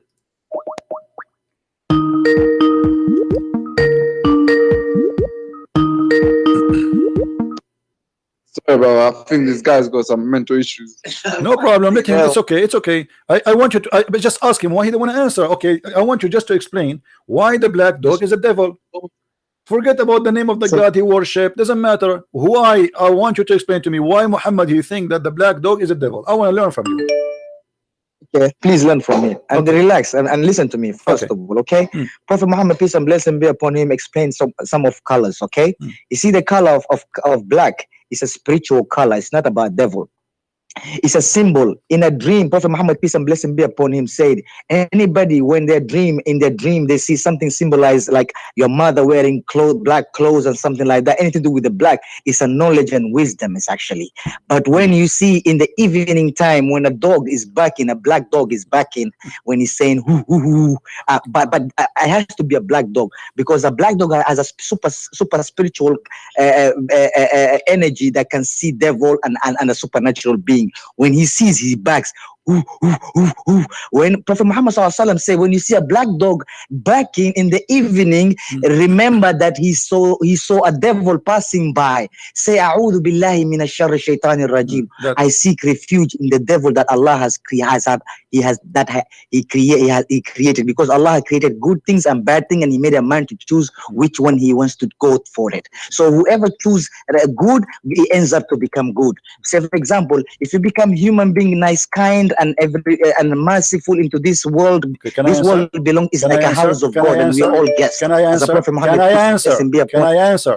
The hadith you gave me is a lie. It's not about a black dog. It's about a donkey. Stop lying. You're a prophet. He says when a donkey. Hold on. Don't lie. When you're a prophet, he said, hold on. You're a prophet, he said, when a donkey he screamed, he saw an angel, and when a rooster he screamed, he saw when a donkey he screamed, he saw a shaitan. When a rooster he screamed, he saw an angel. So don't make it about a black donkey, a dog. Stop lying. Now I am showing you.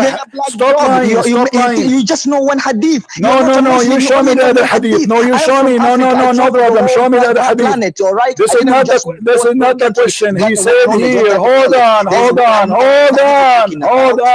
He said, they said to him, this is not about barking. You are a liar.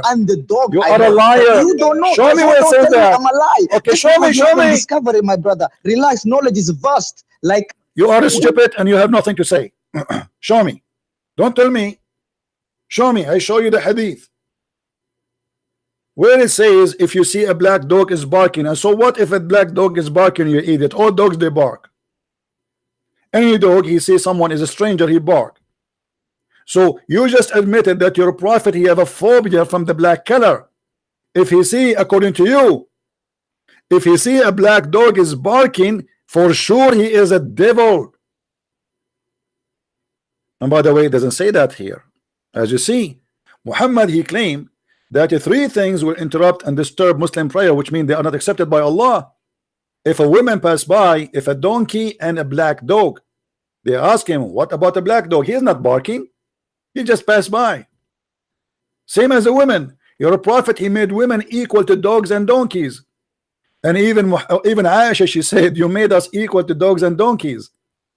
But Aisha, she cannot complain much because the one who did that is her husband. So stop lying and avoiding the answer. Now, if we call him back, do you think he's going to answer? Or he will give us a speech? Let us call him back. Just for fun.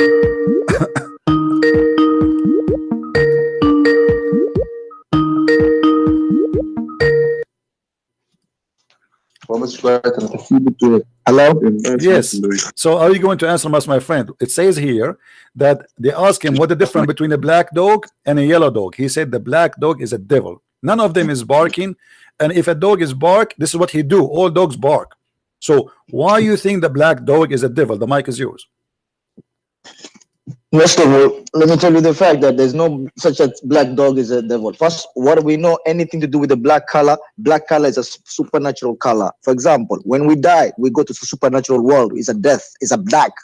So are you For saying your example, prophet when is a we sleep, liar? we dream. We Are go you to dark, saying, black. are you saying your When we go prophet to is a Mecca, liar? Hold when on, we hold on, sleep, hold the on, sins, hold on, the hold on, Kaaba, hold on. Are So you this- saying your prophet tell is me a about liar? devil dog. There's no Are devil you dog, saying devil your dog. You're lying prophet to is me. a I've hold never on, heard shut this up. before. I've been a Muslim for 30 years. Hey, listen. Your prophet said the black dog is a devil, and you are saying there's no such a thing. Are you saying your prophet is a big fat liar? The hadith, how many hadith are good and bad? How many hadith? This is Sahih Hadith, this is Sahih Muslim, this is Sahih Bukhari, you donkey. Don't call me again. Don't ever call me again. I'm done with you. Suddenly now, this hadith is not Sahih. This is Sahih Muslim, this is Sahih Bukhari, you donkey. This is Sahih. And this is a Tirmidhi, and it says here Sahih. Coward. Anything they don't like, they say it is not Sahih. He did not say it's spiritual. He said the black dog is shaitan. He's not saying he's like shaitan. He's saying he is shaitan.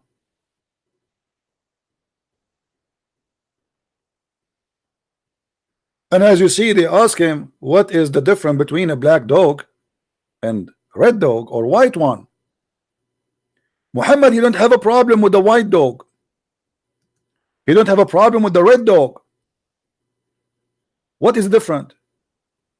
What is the problem with the black dog rather than the red or white one? He said, oh my nephew, I ask Allah Messenger just as you have asked me. He said, the black dog is the devil. Now you keep lying, saying that this is not Sahih. We got you busted. It is Sahih. It is in Sahih Muslim. It is in Al-Bukhari. It is in At-Tirmidhi. It's all over. But because they are ashamed of their stupid cult, a person who is teaching them stupidity, the only way to escape it is to say it is not Sahih. Anything we say to them, it's embarrassing. In a second, in the speed of light, it is not correct. Sahih, for those who don't speak Arabic, mean correct. And by the way, even the one they call him da'if, which mean weak, it is correct too, according to Islam. You can watch the video of Sheikh Hamza, who explained that da'if is accepted, did not funk. And he said, and I'm quoting him, the one who used the argument of weak hadith, it's a weak argument.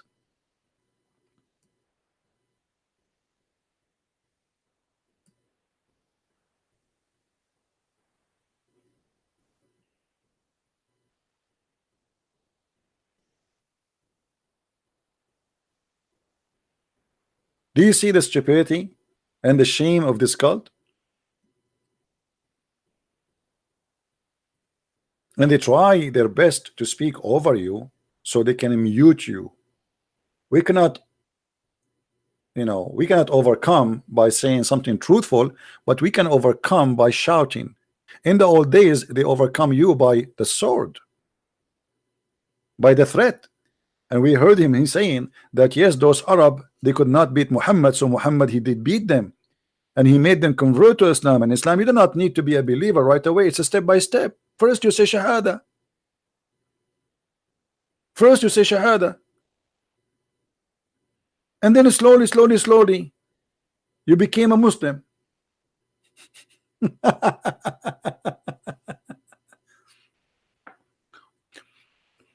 The stupidity of this cult is beyond imagination. And here you notice the bankruptcy of Muslims when they try to find a support for their prophet to be a prophet. How we can make Muhammad a prophet? Let us try to find his name in the Bible. But they make fun of our Bible 24 hours, 7 days a week. They say it's corrupt.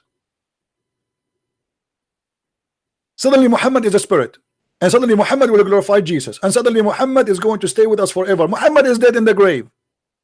Even the hadith says that Muhammad, when he died, the Muslim did not bury him for 3 days, and he started farting. The gas is all over. Ibn Abbas, he said, idfunu sahibakum faqad antan, bury your friend, he became stinky as all humans stink. 3 days they did not bury him. Why? They are waiting for him to come from the grave as Jesus did. But let me tell you why Muhammad was not buried right away. Muhammad got busted when he died, because he claimed before that prophets' bodies will never be consumed or decay. Do you see it? So the Muslim believed him. He's telling the truth. Prophets, their body will not be consumed. So they did not bury him. 3 days in the heat of Saudi Arabia. And then his belly became big, which is very normal for any human being. If you leave him for 3 days, especially in a hot place, the bacteria inside your stomach will digest the food and will generate a lot of gas. And then the belly of the human being will be full of gas, and because now he is not alive, he cannot fart normally. So what happened?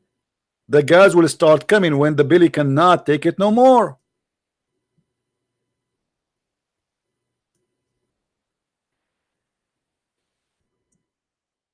The ones who call me, first you have to tell me you are a Muslim. Otherwise, why you are calling me? If you are not a Muslim and you keep calling me, I will block you.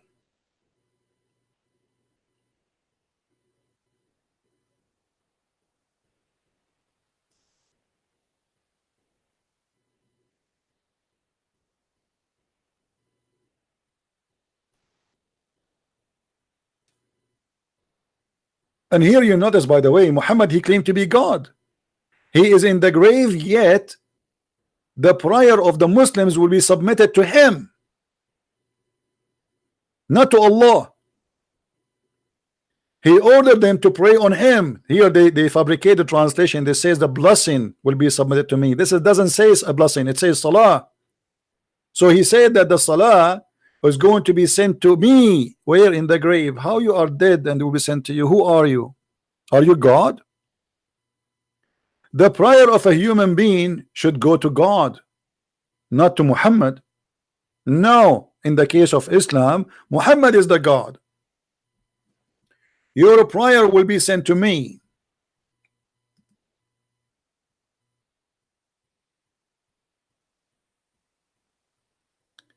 Now, who is the brave Muslim? He have the courage and the knowledge to call us.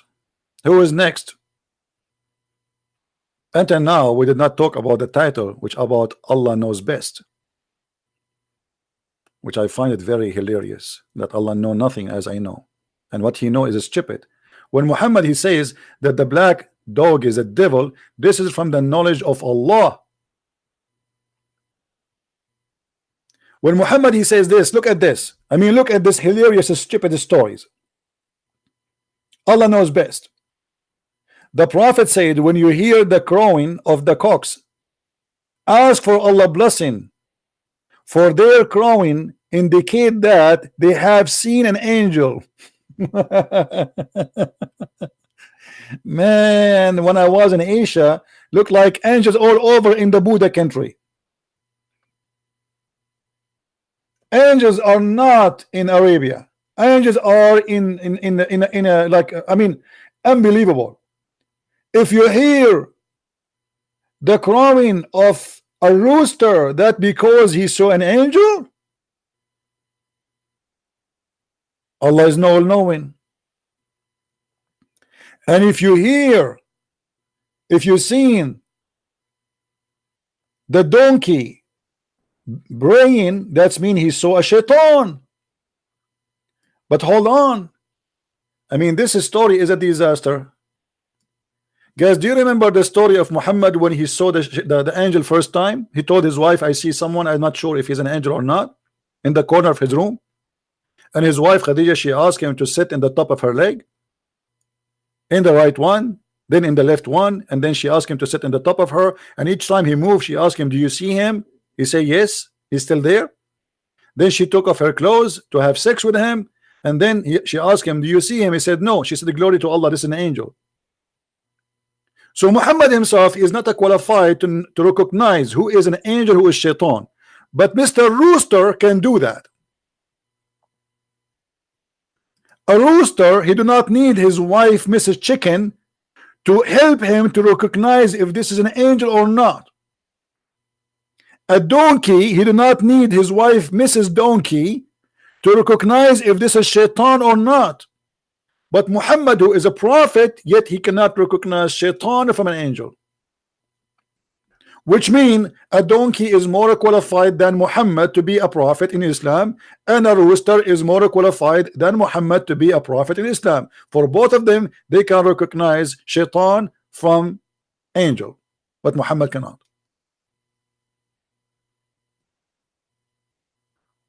Cuckoo, cuckoo. Oh, an angel. Hey angel, are you there? I am going to buy 4 donkeys, and I will put a donkey in the corner of every corner of my house. So in case a shaitan he get close, I get alarmed.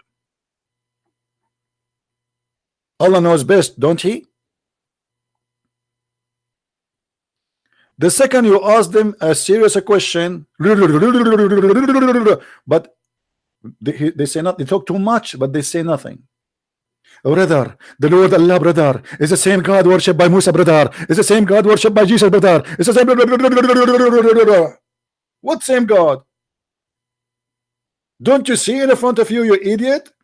And if we have the same God, why our God don't promise us an endless penis like your God? And what I will do with endless penis? Is that a reward or a penalty?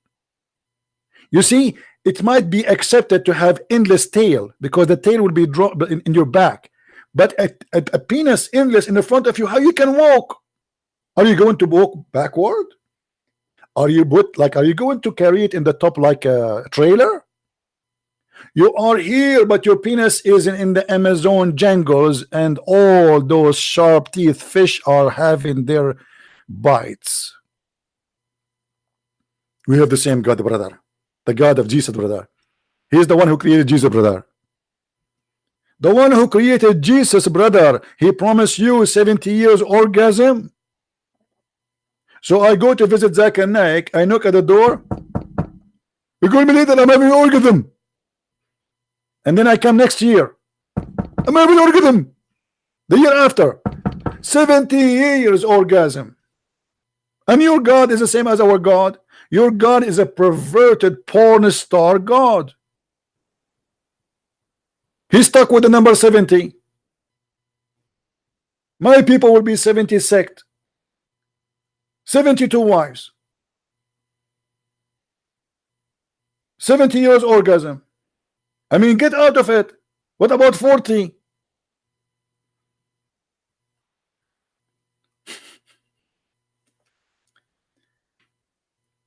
You notice how they try to flood you with words, but in fact they are empty. They can answer nothing. They have nothing to say. Allah knows best. And how Allah knows best? Simply because He told us that if you hear a rooster, that indicate that he saw an angel. I'm really convinced, by the way. And Muhammad, who learned this from Allah, he cannot be lying. When Muhammad he says that Allah he liked those who sneeze, well, he's he's talking about it. This is his God. He liked those who sneeze. And what's wrong with you? It's a fact. All gods in the world, they like sneezing. Yes, Abdul. Hello. Hello. Yes. Assalamu alaikum, brother. Wa alaikum assalam. I'm sorry about that guy. He wasn't being too cooperative. It's not about courting. This guy he talked too much. He say nothing. I know you had him under pressure. He was turning red. Yeah, well, I don't want him to be exploded. I've never seen him going that red in my whole life. He's always always giving knowledge, but when I see the way he's living his life, he's Muslim. He claims to be Muslim. He got so much knowledge, but he just lives his life the way he wants. Yeah, it's too much pressure. I understand, but you see, like, he have to learn as a man. I mean, at least when you speak to us, say something useful. We ask him about potato. He start talking about tomato. He never answer anything. And sorry, Sakai. Go on. Yeah. It's all right, but anyway, at least you yourself, you are out of Islam, and that will make them, this additional thing make them more angry right now, because you are a family member and you left Islam because you are watching my videos. Yeah. So I left Islam. I left Islam long, 6 months ago, and then one time, basically, someone mentioned your name, and then when I went on internet, I started listening to it, and then everything was it just made more clear to me.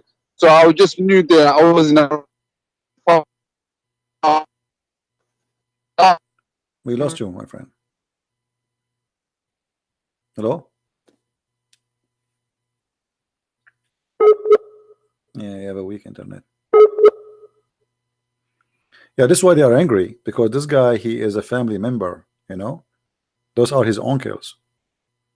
This is his uncle, you know, and he left Islam, and they are so upset. You know how they can get this back to this cult. You know, they're very, very upset. Anyway, his connection is lost,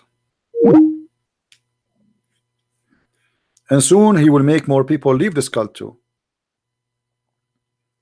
I mean, how in the world? And you see, when anytime you show them something embarrassing, they say it's weak. But we can show you the same embarrassment from the Quran. He said to me, in Islam we don't have slaves and we don't have sex with the slaves. When I showed him that the Quran have tons of verses saying وَمَا مَلَكَتْ أَيْمَانَكُمْ, he claimed we marry them. That's not true. It says it is lawful for you, your wives, and the one is owned by your hand. If they are wives, there is no need to say they are owned by your hand. And we can show tons of reference of Muhammad raping women who they are slaves. As an example, Juriya or Safiya or etc. And even Muhammad, he accept gifts as a human being.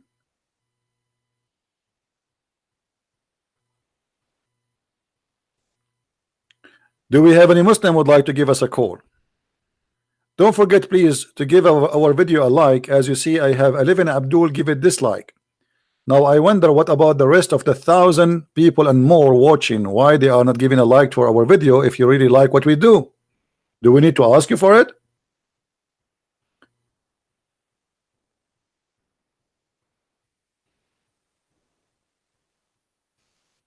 When we ask a Muslim why you kiss a black stone, he claimed that he is a person who he's not a pagan.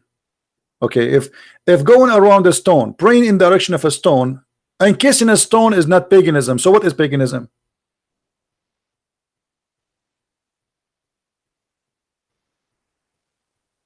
Once in a chat website, Islamic chat, it says I convert to Islam something. I chatted with them and I said to them, I have a question. Why the Prophet he kissed the black stone? The guy in the other side who tried to help me to convert to Islam, he says because it's holy. And I said, okay, so why it's holy? He said because the Prophet kissed it. So why the Prophet kissed the black stone? Because it's holy.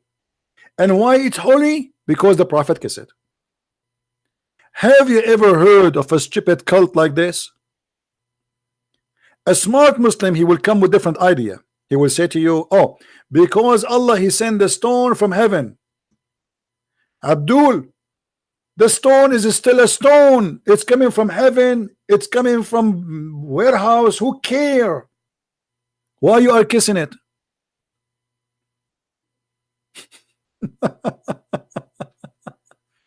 Why you are kissing it?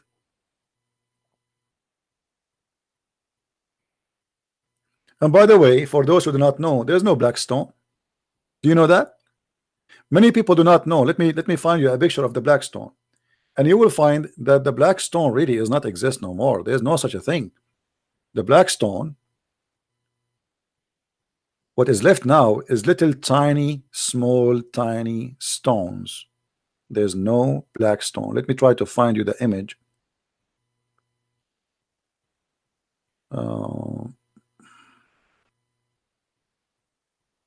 Maybe I did delete it. Hold on.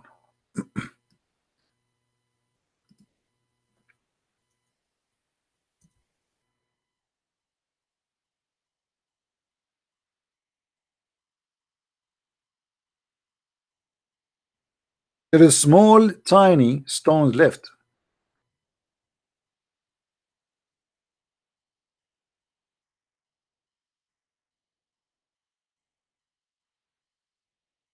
That's all. There's no really black stone. Here we go.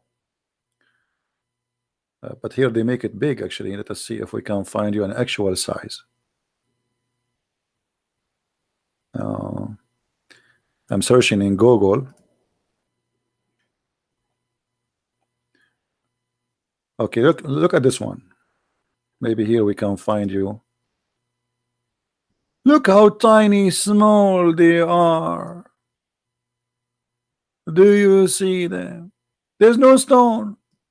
The shape you're seeing right now, they are trying to shape it as they claim it used to be, like a vagina. For this was a vagina in the old days. So now what they do, they filled around those little tiny stones wax. In this video here, actually this picture here, you will see the Muslims are doing maintenance to the stone. Do you see the guy? He melt wax around those little tiny stones. There's no stones in there. I mean, there's the black stone. We keep saying black stone. There's no black stone.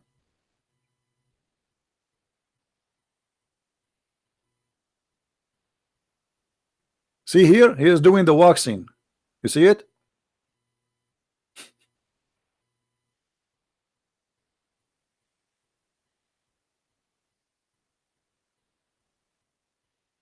Little tiny stones.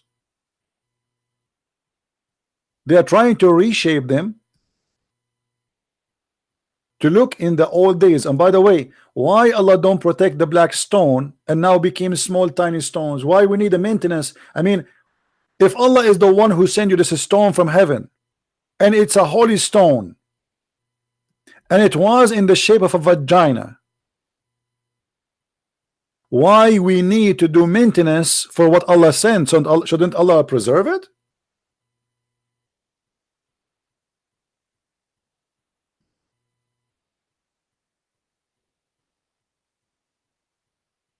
Little tiny pieces. Al-Qurmuti, he destroyed the Kaaba. He took the black stone, and the Muslim later they have to pay him so they can get those little tiny stones. And then they place them inside the hole as they used to be before, and they put the wax around it, and supposedly now we have religion. You have nothing. You have nothing but a cult. Black stone kisser. And you know, there is tons of evidence, by the way, that Islam is coming from India. I don't know if you notice how the Muslim they dress when they go around the Kaaba. Go and compare between how the Muslim they dress and how the Hindu priest they dress. In Hinduism, there is in the temple there is a like a, I don't know what they call it, I forgot the name in Indian language, which is a penis and a vagina. A penis and a vagina. Ligma, I think. Ligma, something like this. I'm trying to remember the name. They dress the same time. Shiva. So they dress the same. They act the same. They even shave their head. You see this guy, because he is a president, he is not shaving. If you are a Muslim, you should shave. Like this guy now, here, look. See, he's shaved.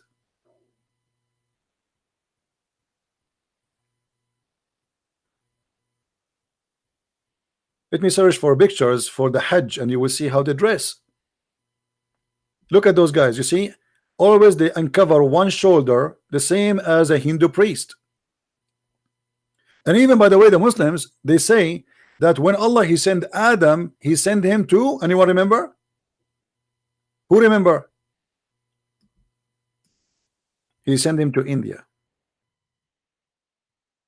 So even the Muslims, they acknowledge that Adam himself is an Indian.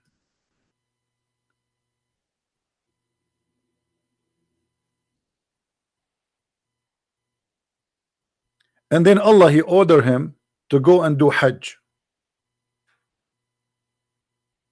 Look at those kuffar. Do you see how they are dressing up?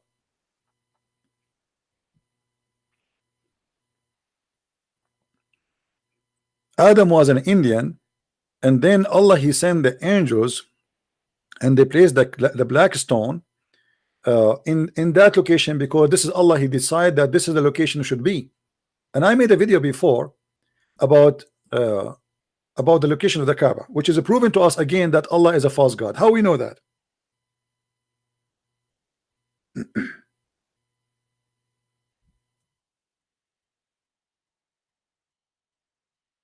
Look at this.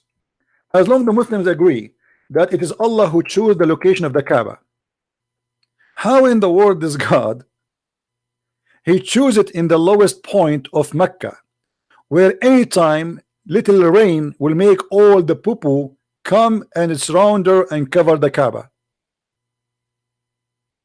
Are you getting my point, guys?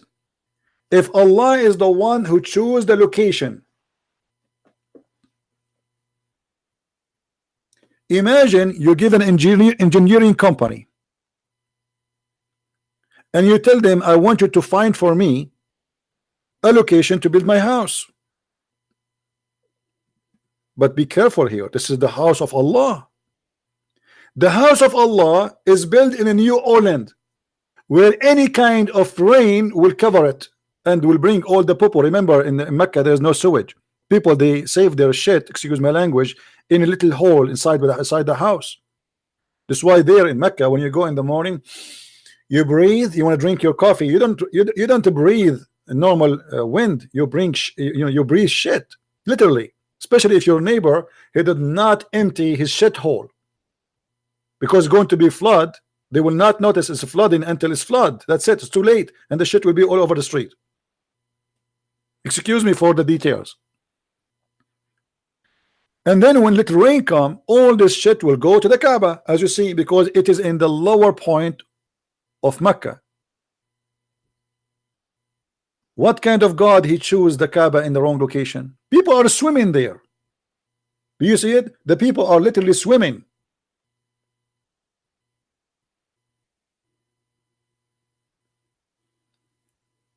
So this is the house of Allah, and Allah he chose the location, yet it's a wrong location.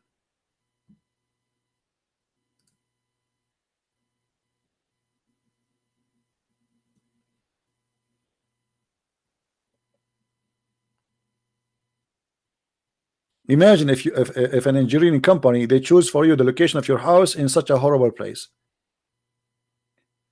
And now by the help of the American, they are trying to stop the rain from flooding the Kaaba. After all the money they got, it's not Allah who is stopping the flooding, it is the engineering companies of USA.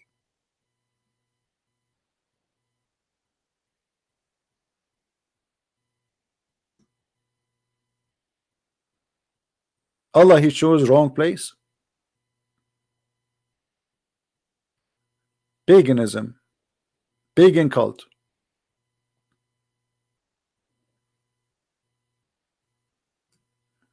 They are copying Hinduism and they are claiming that they are not Hindus. And by the way, we cannot compare between the Hindus and Islam in reality, you know. But obviously, Muhammad and the Arab, they copy a lot. And actually, if I show you the map, let me show you why. You see, me as an Arab, supposedly, I don't believe that the Arab is an ethnic group. We are not an ethnic group.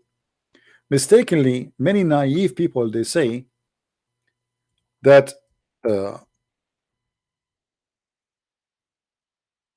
Arab are an ethnic. That's a big fat lie. There's no such a thing. It's called Arab as an ethnic. Literally, it's a lie. This is why if you look at any country who claim to be Arab, they don't look the same. They don't match each other. You feel like you are speaking to a people who came to America, like America is a country of immigrant, where there's people coming from Africa, people coming from Asia, people coming from wherever. There's Native Americans. Everybody is coming from somewhere. And this is exactly what you see in the Middle East. If you look with me here, you will notice how close by is India. All what you need is to cross from this territory here to this territory. How long is that going to take? 2 hours by ship from here to here? That's it. You're in India. Now this is Pakistan, but in the old days it was India. That's it. It's across the sea, which is a small, tiny, narrow area. So when we say that, obviously, if you go and look right now at the people who live in Bahrain, the Prince of Qatar, if I show you the Prince of Qatar, how he look like? He is a Pakistani guy. He look exactly like a Pakistani Indian. Let me show you.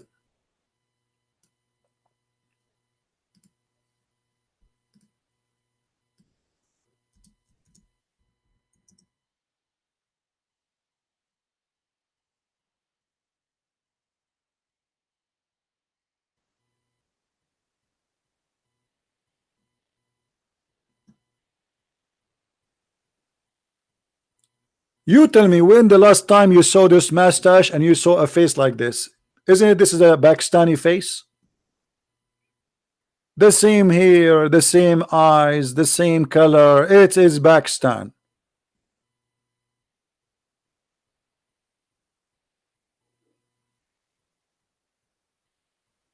Even by the way, the clothing, the traditional clothing is not this. This is not their clothes. If you go and see the traditional clothes of Bahrain, Emirat, Qatar, this is not the clothes they wear. It's different. It is the same as the Indian. They have like a skirt around their waist.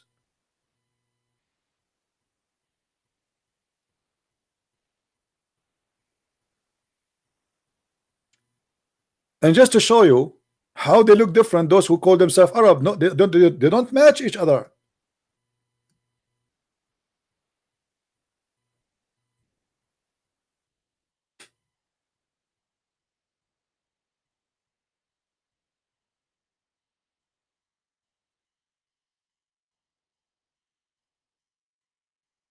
Look at this. Each one of them, he look different. Look at this picture here. Which one of them is close to the other one? They don't match. They don't match in anything. This guy here is a blonde with the blue eyes. Have you ever heard of an Arab who have a blue eyes? Since when? You see him? He have a blue eyes. This guy is a blonde, literally blonde. The Moroccan guy, he looked totally different from the Omani guy. The Omani guy, he looked totally different from the Egyptian guy. The Qatari guy, he looked totally different from all of them, and the same as the Saudi. Yet they call themselves Arab. What about this one? Look at that. Who looked like who? Nobody. This guy, he looked like a European. This is the president of Tunisia. This the president of Yemen. This is Al-Qaddafi, all of you know him, the madman, and this is the president of Egypt. They don't look the same. They have nothing to share, but they call themselves Arab. Why? Because the people of the desert, and this is what Arab mean, people of the desert, people who live in the desert, they attack them, they occupy their lands, and they force them to say they are Arab and to say we are Muslims. Otherwise, none of them is really an Arab.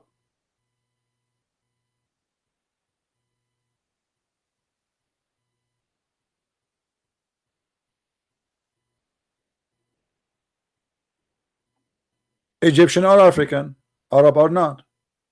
Tunisia is African, Arab are not. Algeria African, Arab are not. Morocco is African, Arab are not. So what make those people call themselves Arab?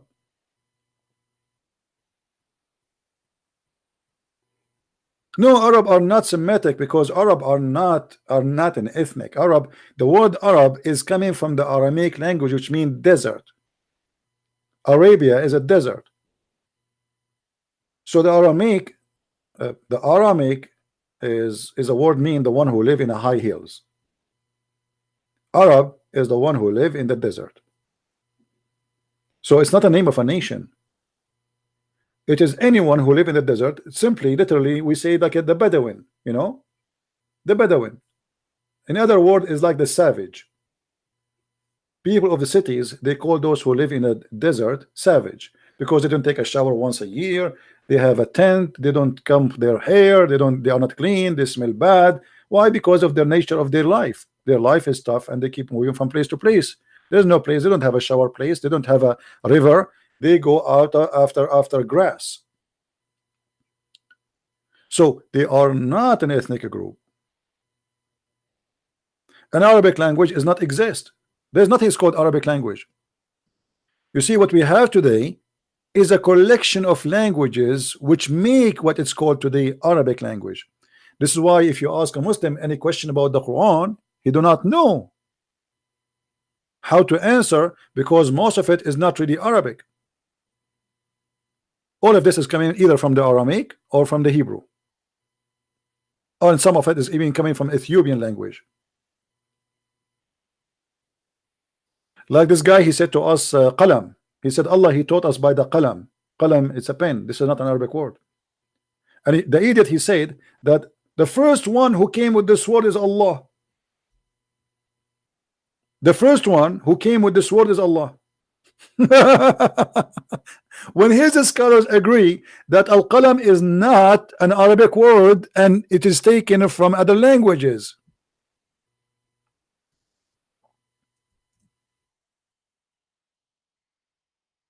Stupidity is knowledge these days. Actually, if we go and search right now, we can find a long list of words which is not agreed upon by the Muslims that it's not Arabic in the Quran, including the word qalam, tabut, qalam, Jannah, Jahannam. The word Quran itself is not Arabic.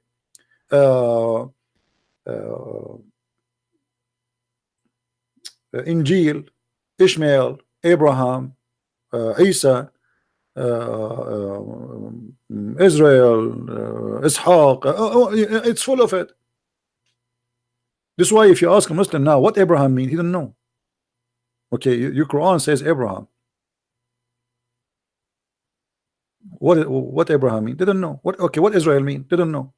Like, who is Israel? They do not know. If you search the whole Quran now and we look for the word Israel,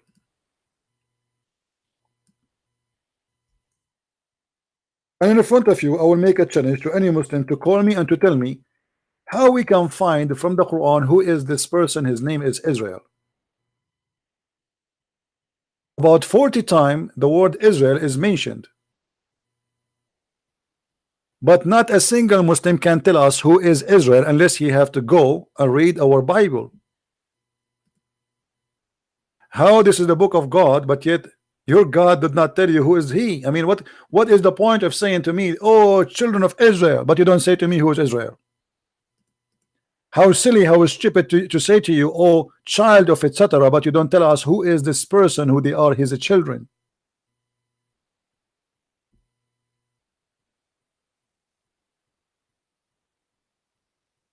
Do you see it?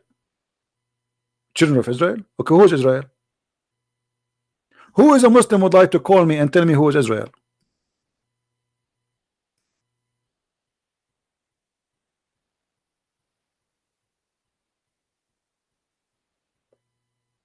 They don't know. What the word Jibril mean? The Muslim, they keep saying to us, Jibril, Jibril, the pizza guy. Jibril is coming, Jibril is going. Okay, what Jibril mean? They don't know. They don't know.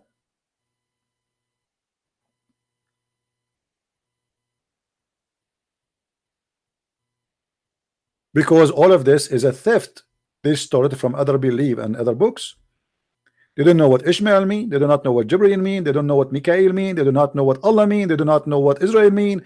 They have no idea what this is all is about. For Muhammad was collecting names from other beliefs.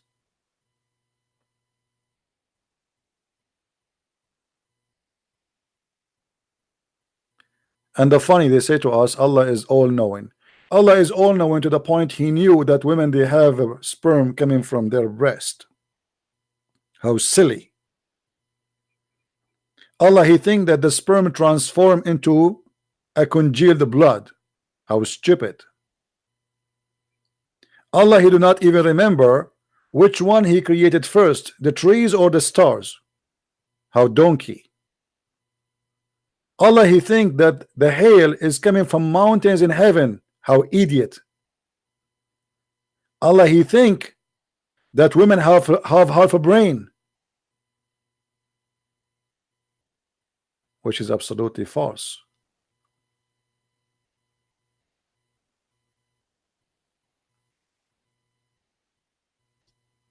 The fact, the one who have half a brain is men. Make a woman wear short skirt and she is beautiful, and make her walk in front of 10 men. Let us see how many of them they will lose their mind in a second. Who is the one who have half a brain?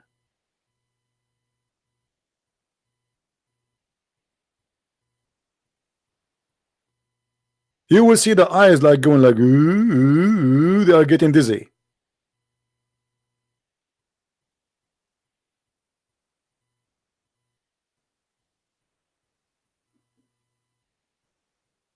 Muhammad not only he teach racism against colors like black people or Asian, he made fun of the look of the Asian. He says their face are like the one who hit by a hammer. He make fun of the gender too. He believed that women are not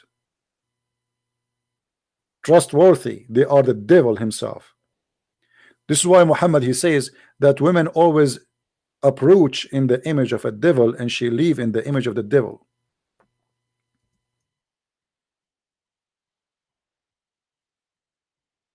Muhammad, he can say such a thing about his mother. This is how you see your mother, Muhammad? That your mother is a shaitan?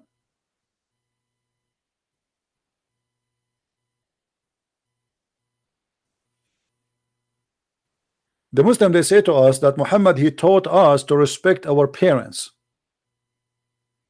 Is that respect?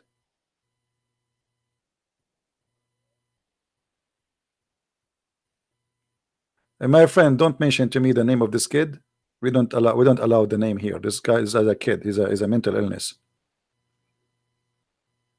You debate him. He's a donkey. We spank him already, and the debate is in his website.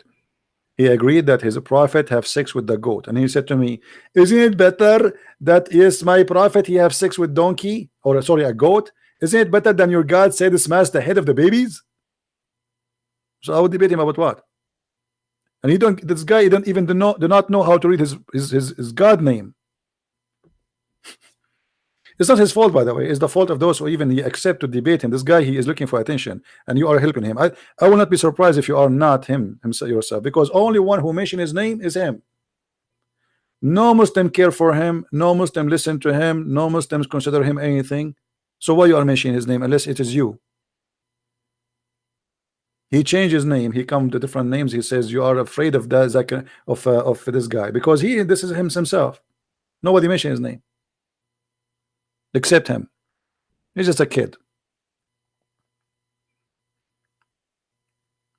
Do we have any Muslim? He have the courage. And by the way, still he can call me the coward who claimed that you know, he can call me because still he can make a Skype right now a name and still he can call me. So anyone he says to you that Christian Prince he blocked me is a liar, because all what it take for you to make a new name and give me a call.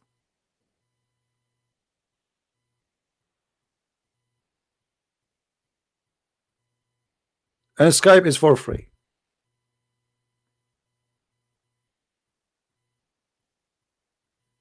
Do we have any Abdul? He have the courage to call us. Mayday, Mayday. We are short of Abdul.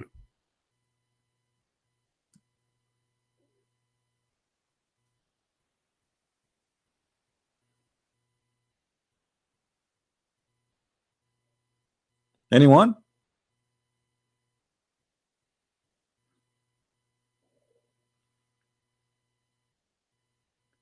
My challenge to the Muslims is very open and very easy. Who of you can call me and show me that Allah knows anything? You claim that Allah knows best. I say Allah knows nothing. Actually, what he knows is stupid. Allah is not even qualified to be called the idiot of the village. His book, the Quran and the Hadith, is full of garbage, exposing him to be a false god, and there's no way God will make such a stupid mistakes. So who is the Muslim when I give us a call? Mayday, Mayday. And I'm not going to ask you any question. You tell me what you want.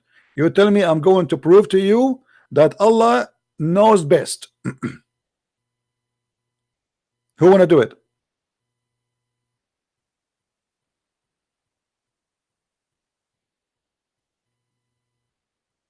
Hmm?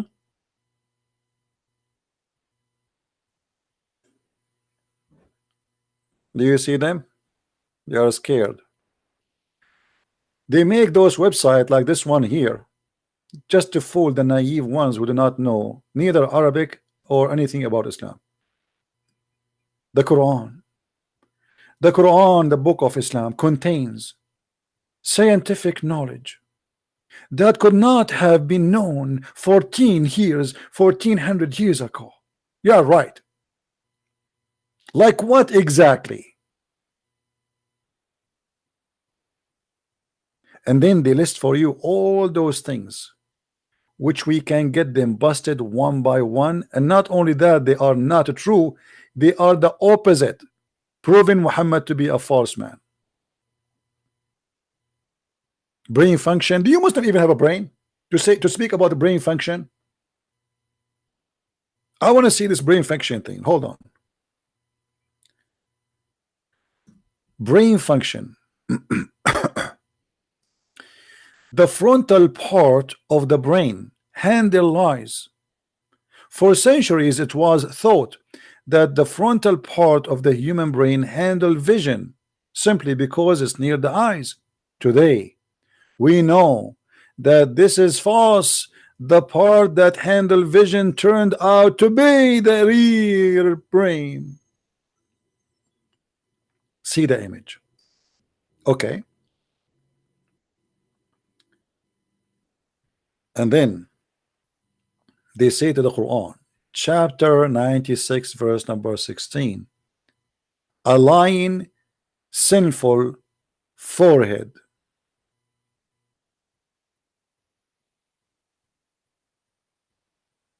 Any Muslim is excited now? How long is going to take us to get the Abdul busted? What do you think, guys? 1 second, 2 seconds, 3 seconds. How long is going to take to get this story here busted?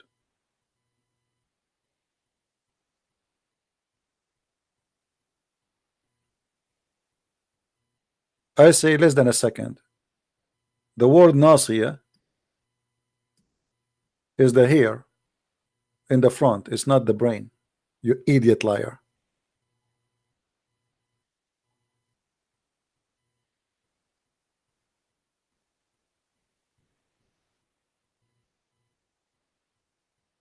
Any Muslim wanna call me and get me busted?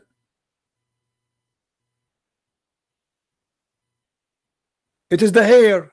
The verse have nothing to do with the brain. It says we will grab him from the first hair in his head.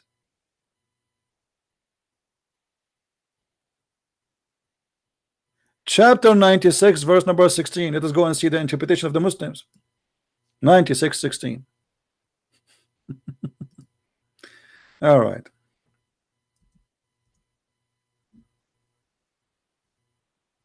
Liars, liars. Again, just to show you we are not making things up. Here we go. This is a chapter 96, verse number 16. And this is your Islamic official website. Liars. They try to fool the naive ones who do not know Arabic. Fabricate things is not there.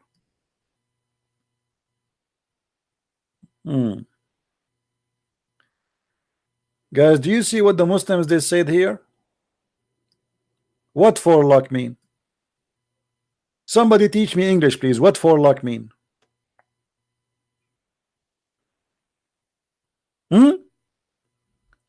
How you made the verse is about the brain when it's about the hair. So now, according to you Muslims, the hair is controlling our lies.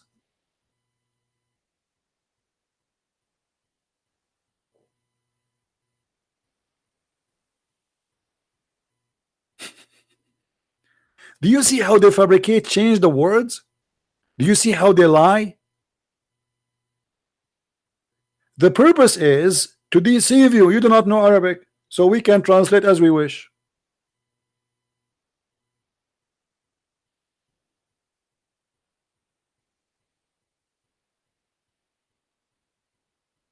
Garbage in, garbage out.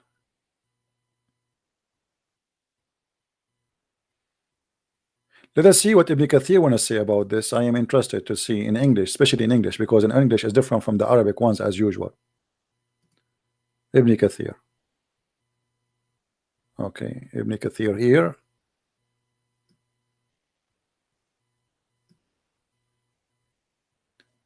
Take into your consideration that Muslims, when they translate a book like Ibn Kathir as an example, have nothing to do what is written in the Arabic one.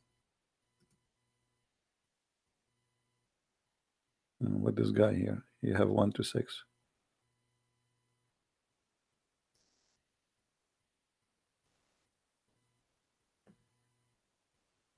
And by the way, hold on.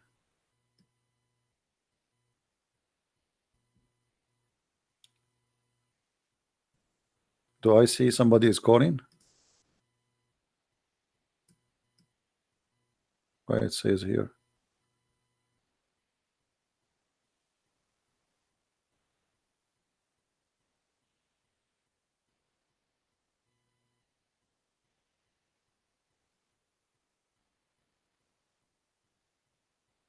Look here, what Ibn Kathir he says. This is the Islamic translation in English. It is totally different from what it is as usual in the Arabic words. Let us show you.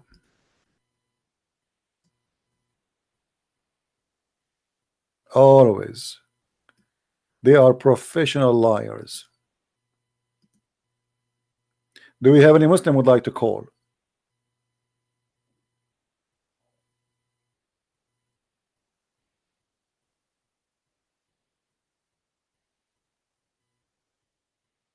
They translate the word Nasiya as the forehead.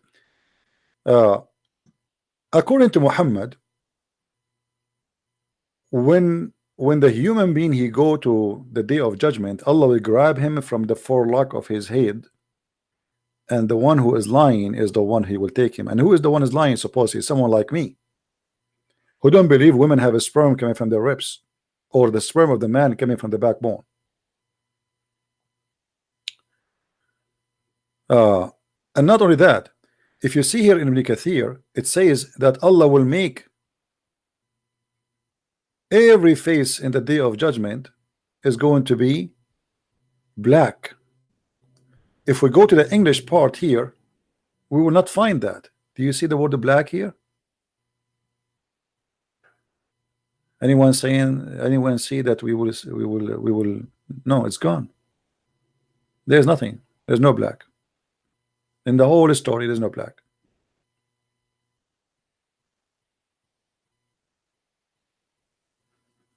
Do we have any Muslim? What happened to the Muslims today? They give up?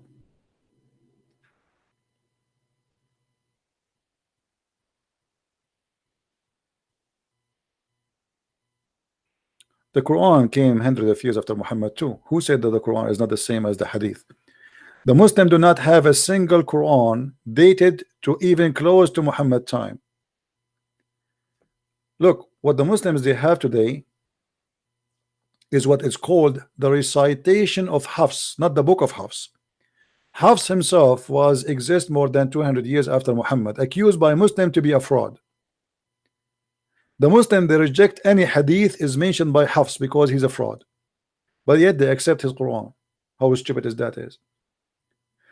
Still, they don't have the book of the Quran of Hafs. They have recitation of Hafs, which means somebody claim that this is how Hafs he said the Quran. Same as Sahih Hadith. They don't have Sahih Hadith. You see, the Muslim they say you Sahih Bukhari. We go to this website here, it says Sahih Bukhari, but there's no Sahih Bukhari.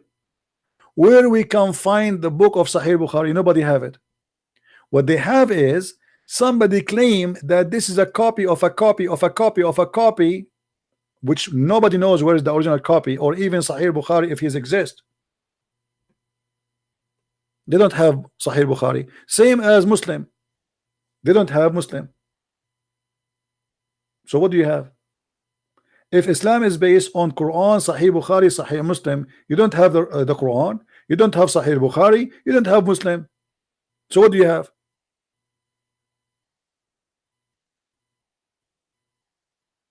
Nothing.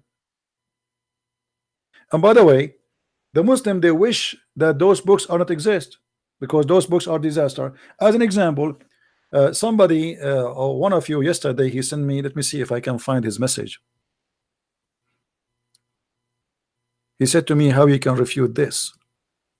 I'm trying to find the one who sent me.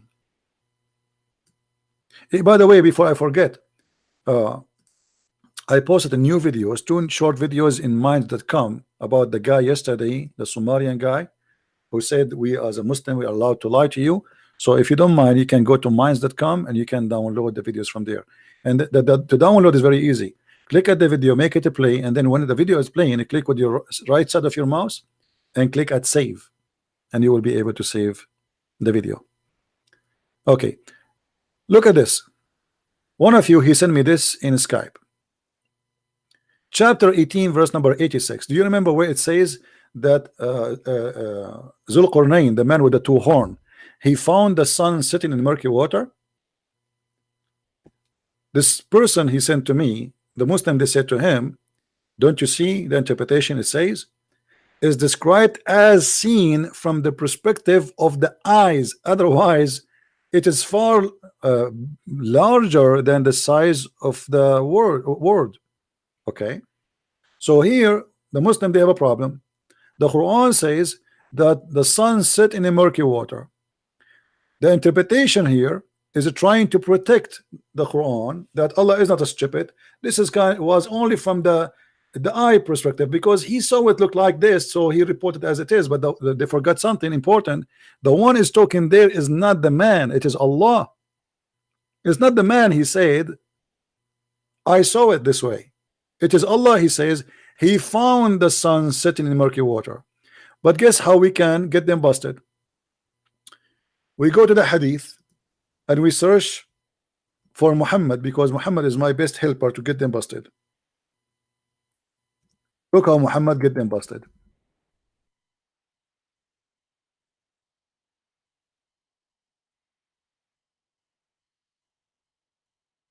Read with me. If this what the Quran meant, that he saw it from perspective of the eye, and this is not really what happened, so how Muhammad here he said that he agreed that the sun set in the murky water? Do you see it, guys? And do you see how we can debunk them and get them busted in 2 seconds?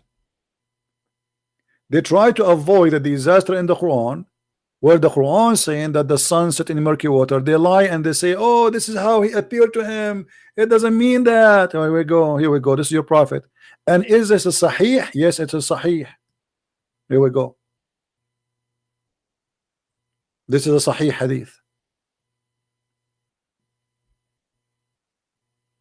Muhammad, he agree that the sun set in the murky water. So what we will do now with Muhammad? You Muslim, you understand the Quran better than Muhammad? Huh? You Muslims know what the Quran meant more than Muhammad. Obviously Muhammad is a liar now. And in the best scenario, Muhammad is an idiot. He do not know what Allah he meant.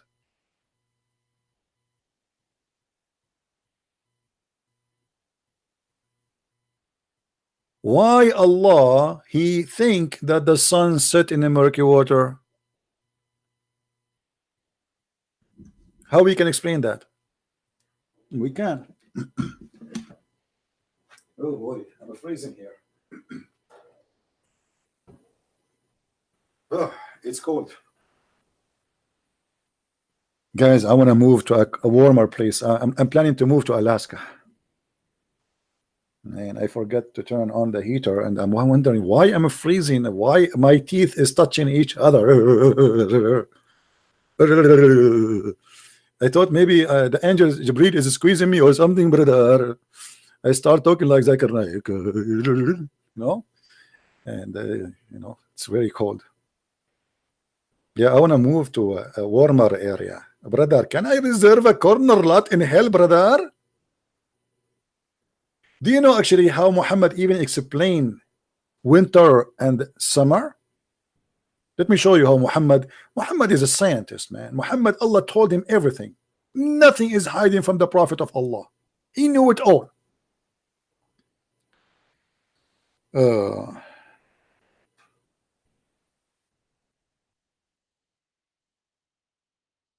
Let us see. Muhammad explaining why the summer is hot and why the winter is cold. Brother, the Messenger of Allah said, when it is hot, make a delay in the noon prayer till it's cooled down, for the intensity of the beat, or actually of the heat, is from the exalting of the hell, and also mentioned that the hellfire complained to Allah. The hellfire complained to Allah and said to him, my belly is eating each other. Okay, and then Allah he says, so he permitted to take two breathing during the whole year, one in the winter and one in the summer. True story. The second you show this to a Muslim, he will say to you, this is weak hadith. Brother, this is Sahih Muslim, brother. Brother, is weak. Sahih Muslim, brother. It's called, the name of the book is Sahih. It's weak. Muhammad is a scientist. He knew everything. It's true. How the Prophet he knew this? You explain to me. If the Prophet is not a prophet of God, and God is telling him this amazing science, how we can deny that Allah knows best? What is SAW stand? Depend for the Muslims. Allah pray on him and salute him. Sallallahu alayhi wasallam, which means Allah pray on him and salute him. For me, is a stupid, astonishing,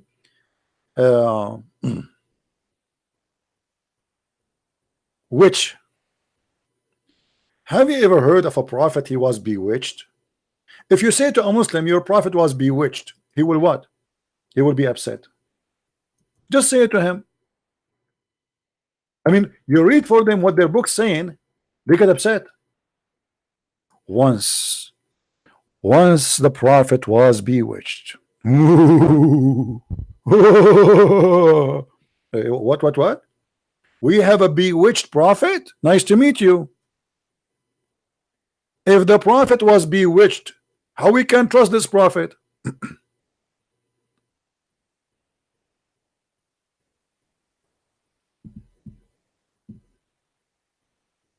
And how they bewitched the prophet? They got some hair. Don't tell me from where, please. How we can trust this guy to be a prophet of God? He was bewitched, as you see.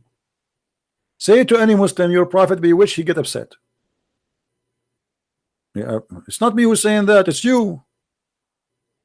Yeah, brother, we can say that, but you cannot say that, brother. You are insulting the prophet, brother.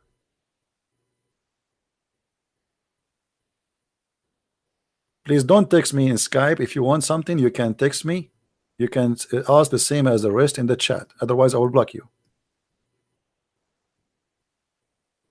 You know how many people I have in Skype? I don't know, 10,000. Now, who is the Muslim when I call me and tell me how Allah knows best? Obviously, Allah knows best.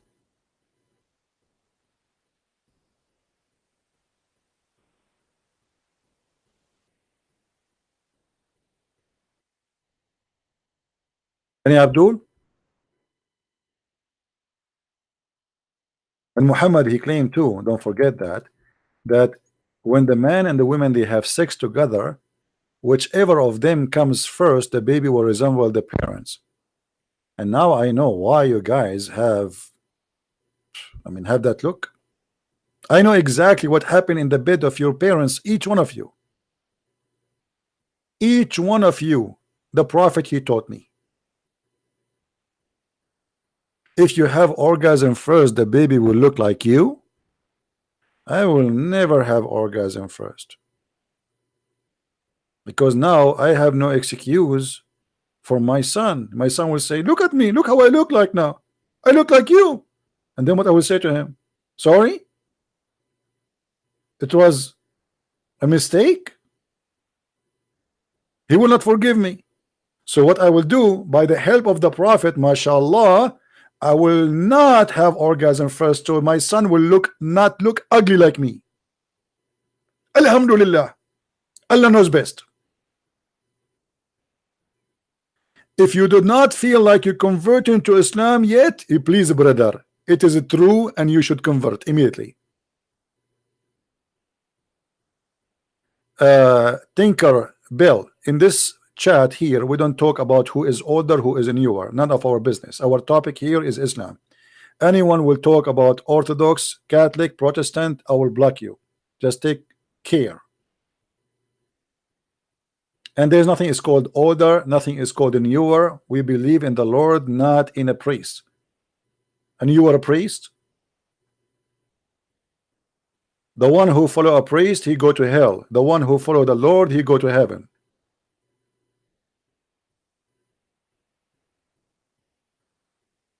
Now, do we have any Muslim?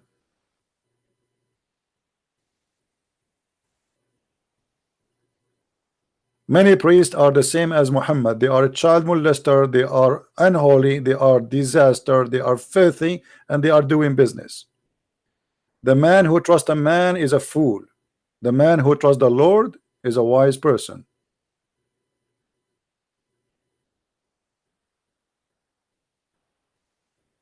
Do we have any Abdul?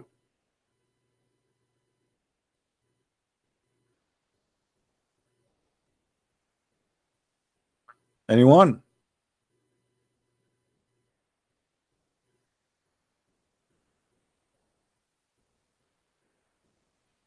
And as you see here, we are not judging Islam by a Muslim, we are judging Islam by the founder of Islam, and that make it right. A Muslim, he cannot say Muhammad himself, he do not know what he's talking about. He cannot say, well, he is just a man, we don't care who is he. This is Muhammad. You want to judge Christianity, you judge it by the Messiah. You want to judge Islam, you judge it by Muhammad. I don't judge Islam by Osama bin Laden. I believe actually Osama bin Laden is a victim.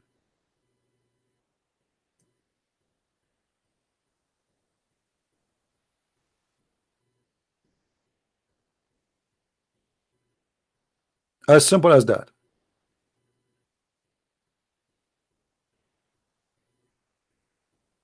Osama bin Laden, he thought, as Jesus said, time will come and people will think by killing you they are doing favor to God. He is a victim of the filth of Muhammad, the same as any poor Muslims who they are desperately trying to die so they can get the endless penis.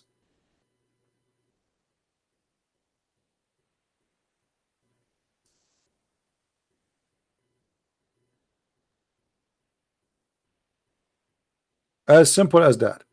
And please don't respond in the chat to someone is silly. We will deal with him.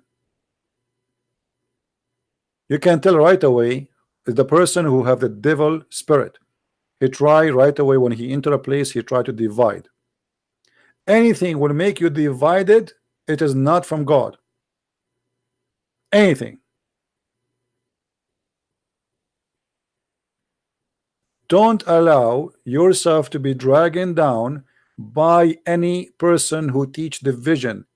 It doesn't matter who is he, a bishop, a priest, anyone who claim to be even a man of God. Division is from the devil, and you do not need someone genius to teach you that. And actually the Muslims, they love to see the Christian divided, so divide and conquer.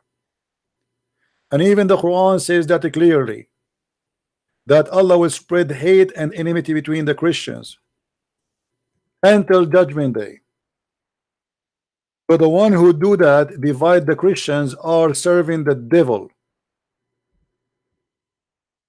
not Jesus. This is the Quran. This is not me talking. He made a promise, the Satan himself, Allah, that he will spread hatred and enmity between the Christians until the judgment day. So anyone he claimed to be a Christian, he is a Protestant, he is an Orthodox, he is a Catholic, he divide the Christians, he is filthy, satanic, serving the devil, and he have nothing to do with Jesus.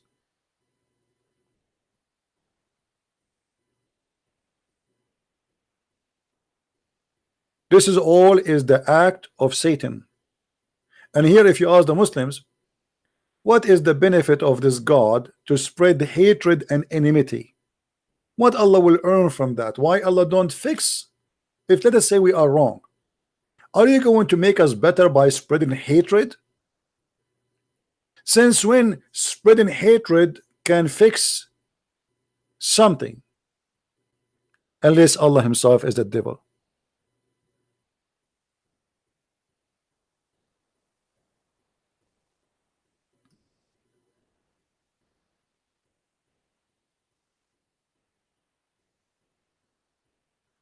Any Muslim?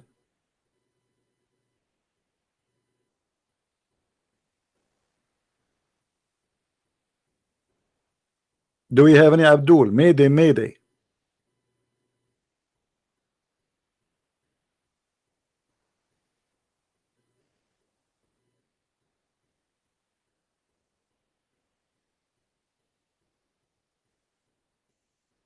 My friend, I want to remind you of what the Messiah he said. He said, love your enemy, pray for them. So if you are a person who cannot even love your brother in Christ who is from different church, who are you? Who are you? You don't belong to him. Even the Muslims who want to kill us, he said to us, love them, pray for them. Always examine the spirit and start from yourself. If you don't have the spirit of love inside you, you do not belong to the Messiah.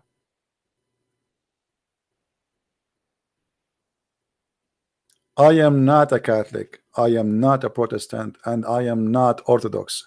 I am a follower of the Messiah. And all those who follow the Messiah are my brothers and sisters. I don't care for the name of the church you go to. Church is a group of people who worship a God. Either he is the devil or he is the true God, which is Jesus the Christ. It's a group. There is a church in San Francisco. It's called the Church of Satan.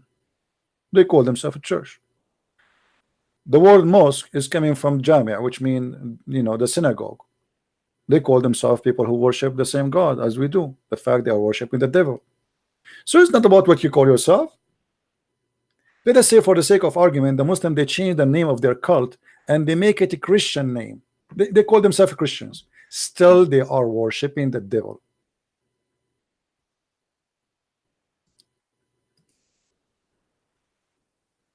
Our problem with those cults are not the name. Who cares what the name you use?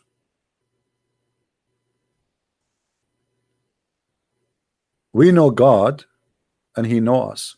He said, I know my sheep and my sheep they knew me. How we know him? The Lord, he gave us the great example. From their fruits you shall know them, not from their words and talking and preaching. There's many people, they speak good. He said, he speaks specifically about the priest. He said, listen to them, but don't do what they do.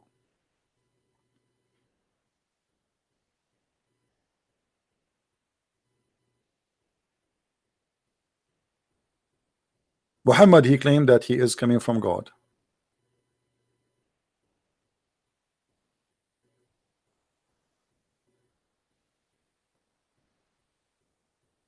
Is he?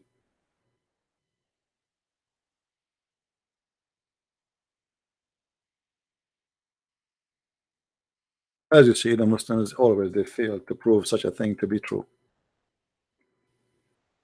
Someone saying he is a Muslim or she is a Muslim, as she wanna call. Go ahead. How we knew Muhammad is a false man? Is that because he worship a God? His name is Allah alone? No. But the fruits is ugly. The ethic is ugly. The nature is ugly.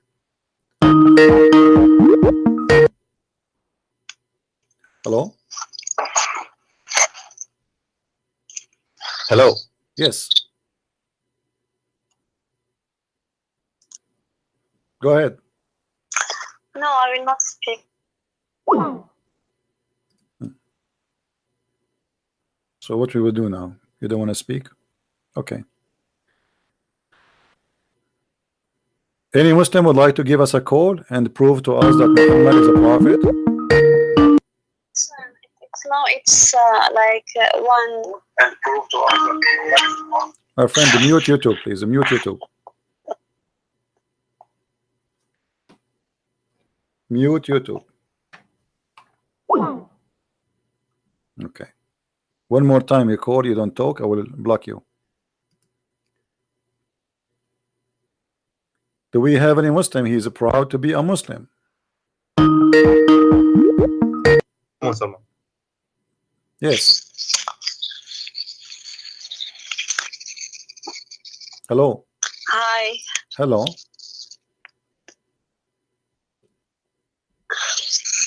Okay.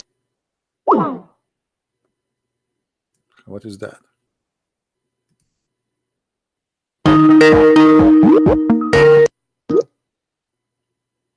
If you don't talk this time, I'm going to block you. Are you there? Okay, let me block you then.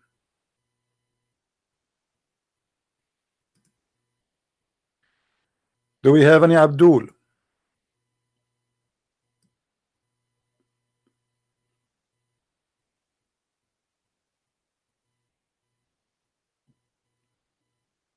Anyone? You can take any chapter from the Quran. You see, one of you asked me, how is your Quran translation going? How is my Quran translation going? It's not really, translating the Quran is not hard. And the reason of that, because the Quran is disconnected, which means like you translate this part here and this part next after it have nothing to do with the first part. It's it's not like a story where translation can go like you have to contain the whole meaning. It is nothing. It's just a stupid book, says nothing. What does verse have to do with the verse after it? Nothing. What does verse have to do with the verse? Nothing. What does have to do with it? Nothing. They have nothing. So the translation is not really hard, but because still I want to be sure that I'm doing the best I can to bring the real meaning. I'm taking my time. Otherwise, translation is not really hard, because this is like I don't know how to describe for you. It's like somebody, he is a thief, and in his way going home, he stole stuff in the road from the front yard of everybody he see in the front of him.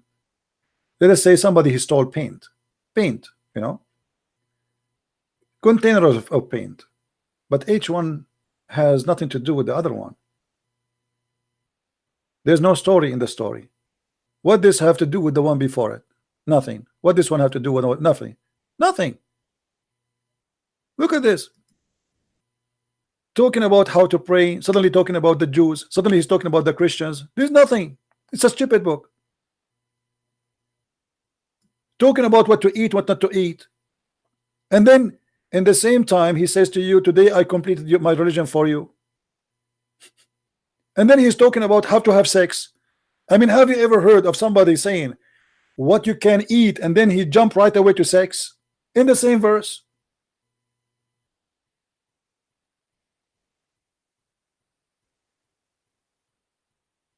Stupidity. And the funny, the Muslim, they say to you, this is amazing, brother, amazing, amazing, but you don't even know Arabic.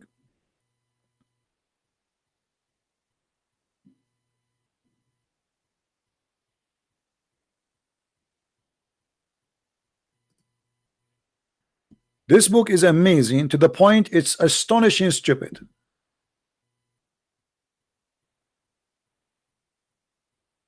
It's not like the Bible, you know. The Bible is there is, everything is in order. If you go to the book of Genesis, you want to find how God created the whole world, go to book of Genesis. We have books, we have everything is in order. Here you have nothing in order. The Quran is like somebody was cleaning his rice. You know, he have rice, he want to cook, and then other person, he have another kind of herbs or things, and then they came and they mixed them together and they said, okay, this is our food for today. But they don't match. Not in the color, not in the topic, not in the story, nothing in there.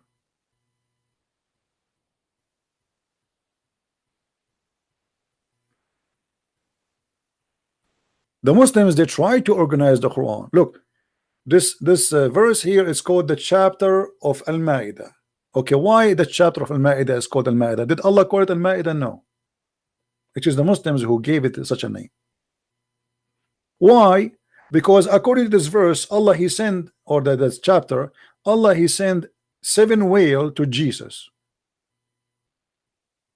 Every whale in a sandwich.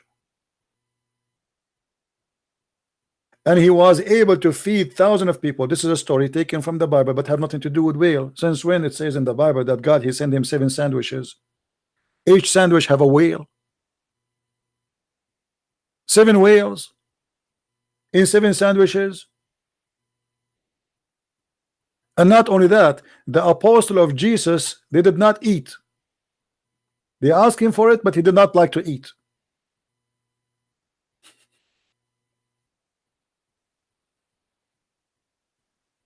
And then if you read the whole story, okay, what is the story of the whale? Here we go. This is the chapter called Al-Ma'idah, where we can find the story about Al-Ma'idah. Little tiny verse. So they call the whole chapter by this.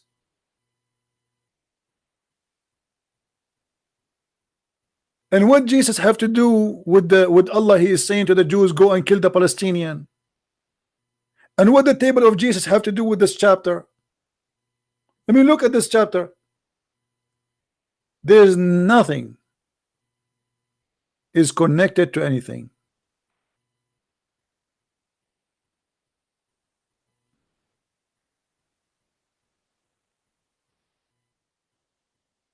The one who's asking about the video of yesterday, if you go to minds.com, you will find 2 new videos there. They are short.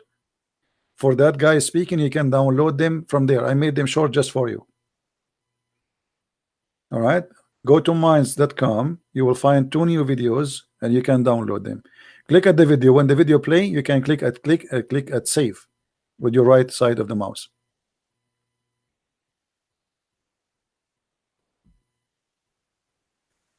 My friend, the Quran is officially stupid book, and I am here to challenge any Muslim to prove me wrong.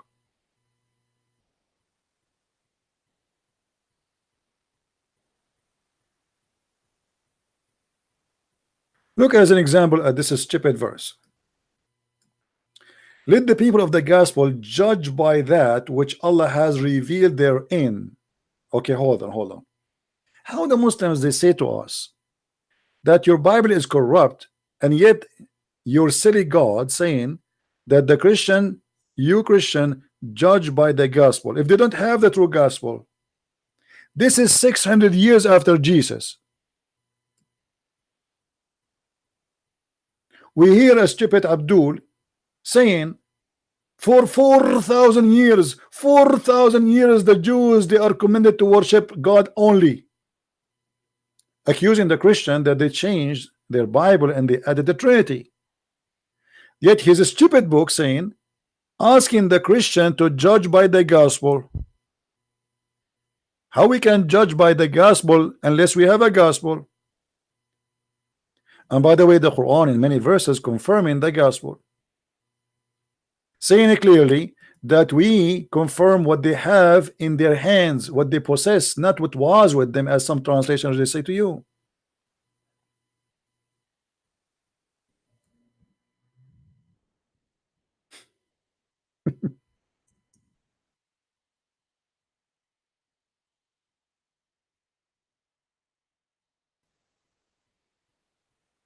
Read with me as an example. And then when a messenger come to them confirming which they possess right now, not they possess later.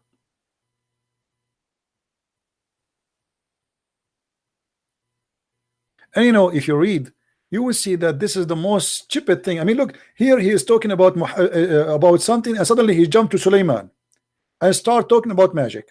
Okay, what would this have to do with the verse before it? Nothing.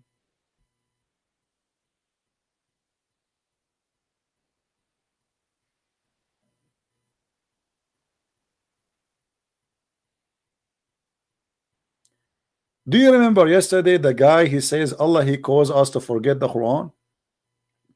Do you remember the Somalian boy? Okay, hold on. Allah, he caused you to forget the Quran. Why?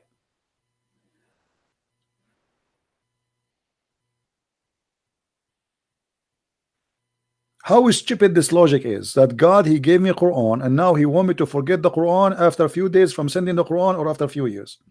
Why he is doing that? Isn't it this is a corruption? If you agree that Allah is causing you to forget the Quran, it means Allah is corrupting what he sent to you. He changed it. He took something off. He forced you to forget. And look how silly the verse is going more. He said we make something similar or something better. How stupid that is. So I make you forget Quran to give you better Quran. Allah can make Quran better than his Quran. Have you ever heard of a God, he can make word of God better than his word? And what does that mean? Allah, he went to the kitchen and he thought about it. This is Quran, I don't like it, I'm going to make something better. This Quran, this verse is really messed up. I'm going to make you forget it, and I will get you something better, brother. If we call Zakir Naik and we ask him what's happening here, Zakir Naik, he will say to you, first of all, I told you 1,000 times, don't call me. And you change your voice, and I know you are Christian Prince. Brother, but we know why Allah is going to make Quran better than the Quran. How that can be? It's very simple. As an example, Allah, he made Quran, and then he went to school, and he got educated, and he got more knowledge. So he decided to abrogate the Quran. So he said, I'm going to forget the Quran so I can make a better Quran. And that makes sense. Because if you make Quran better than the Quran, and you remember the first Quran, then you will notice that Allah is stupid and he didn't need it.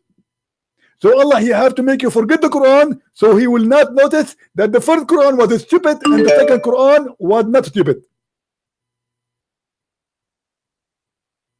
Allah making Quran better than the Quran.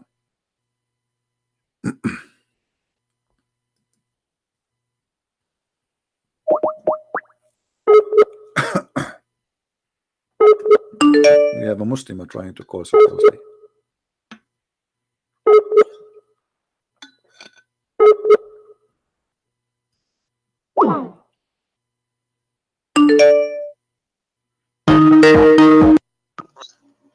What? Yes. Hello. Hi. Go ahead.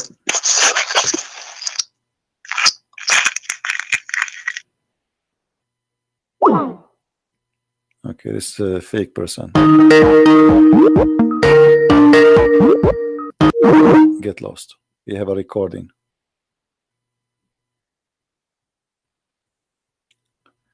Do we have any real Abdul?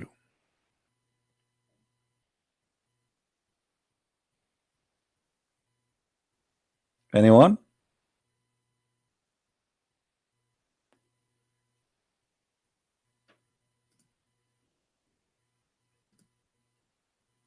Nobody? All right. Well, look like we have enough for today, and I hope we cover many issues. And as you see, the Muslims, they have nothing to say. But my friend, remember always,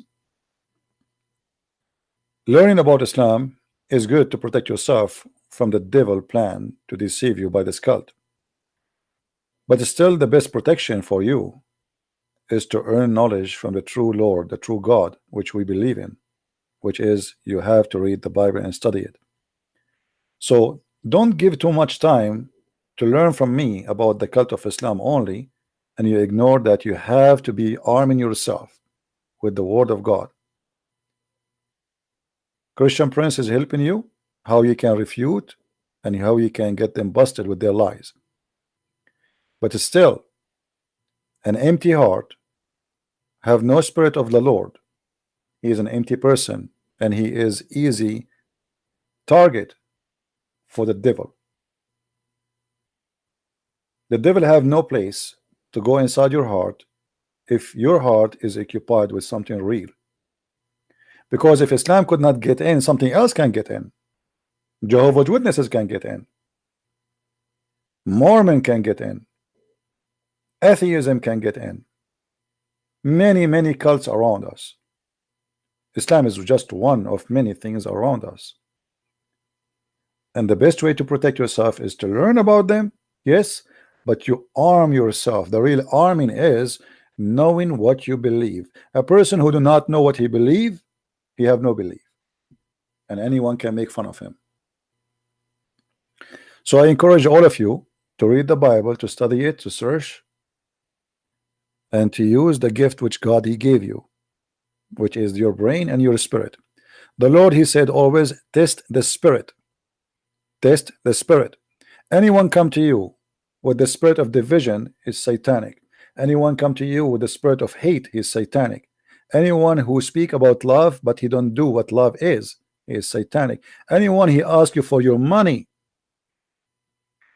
in order to bring you forgiveness, he is a scammer. He is doing business. He is not a priest of God. Don't make them fool you. You are a child of God. You should not be a toy of the devil.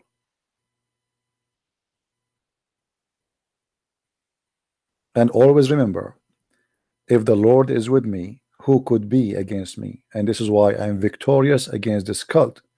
Not because a Christian prince is a Christian prince, but because I am self-confident in my Lord. I have faith and I have knowledge.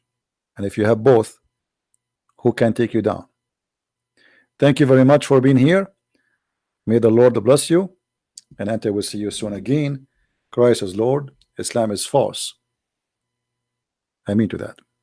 Thank you.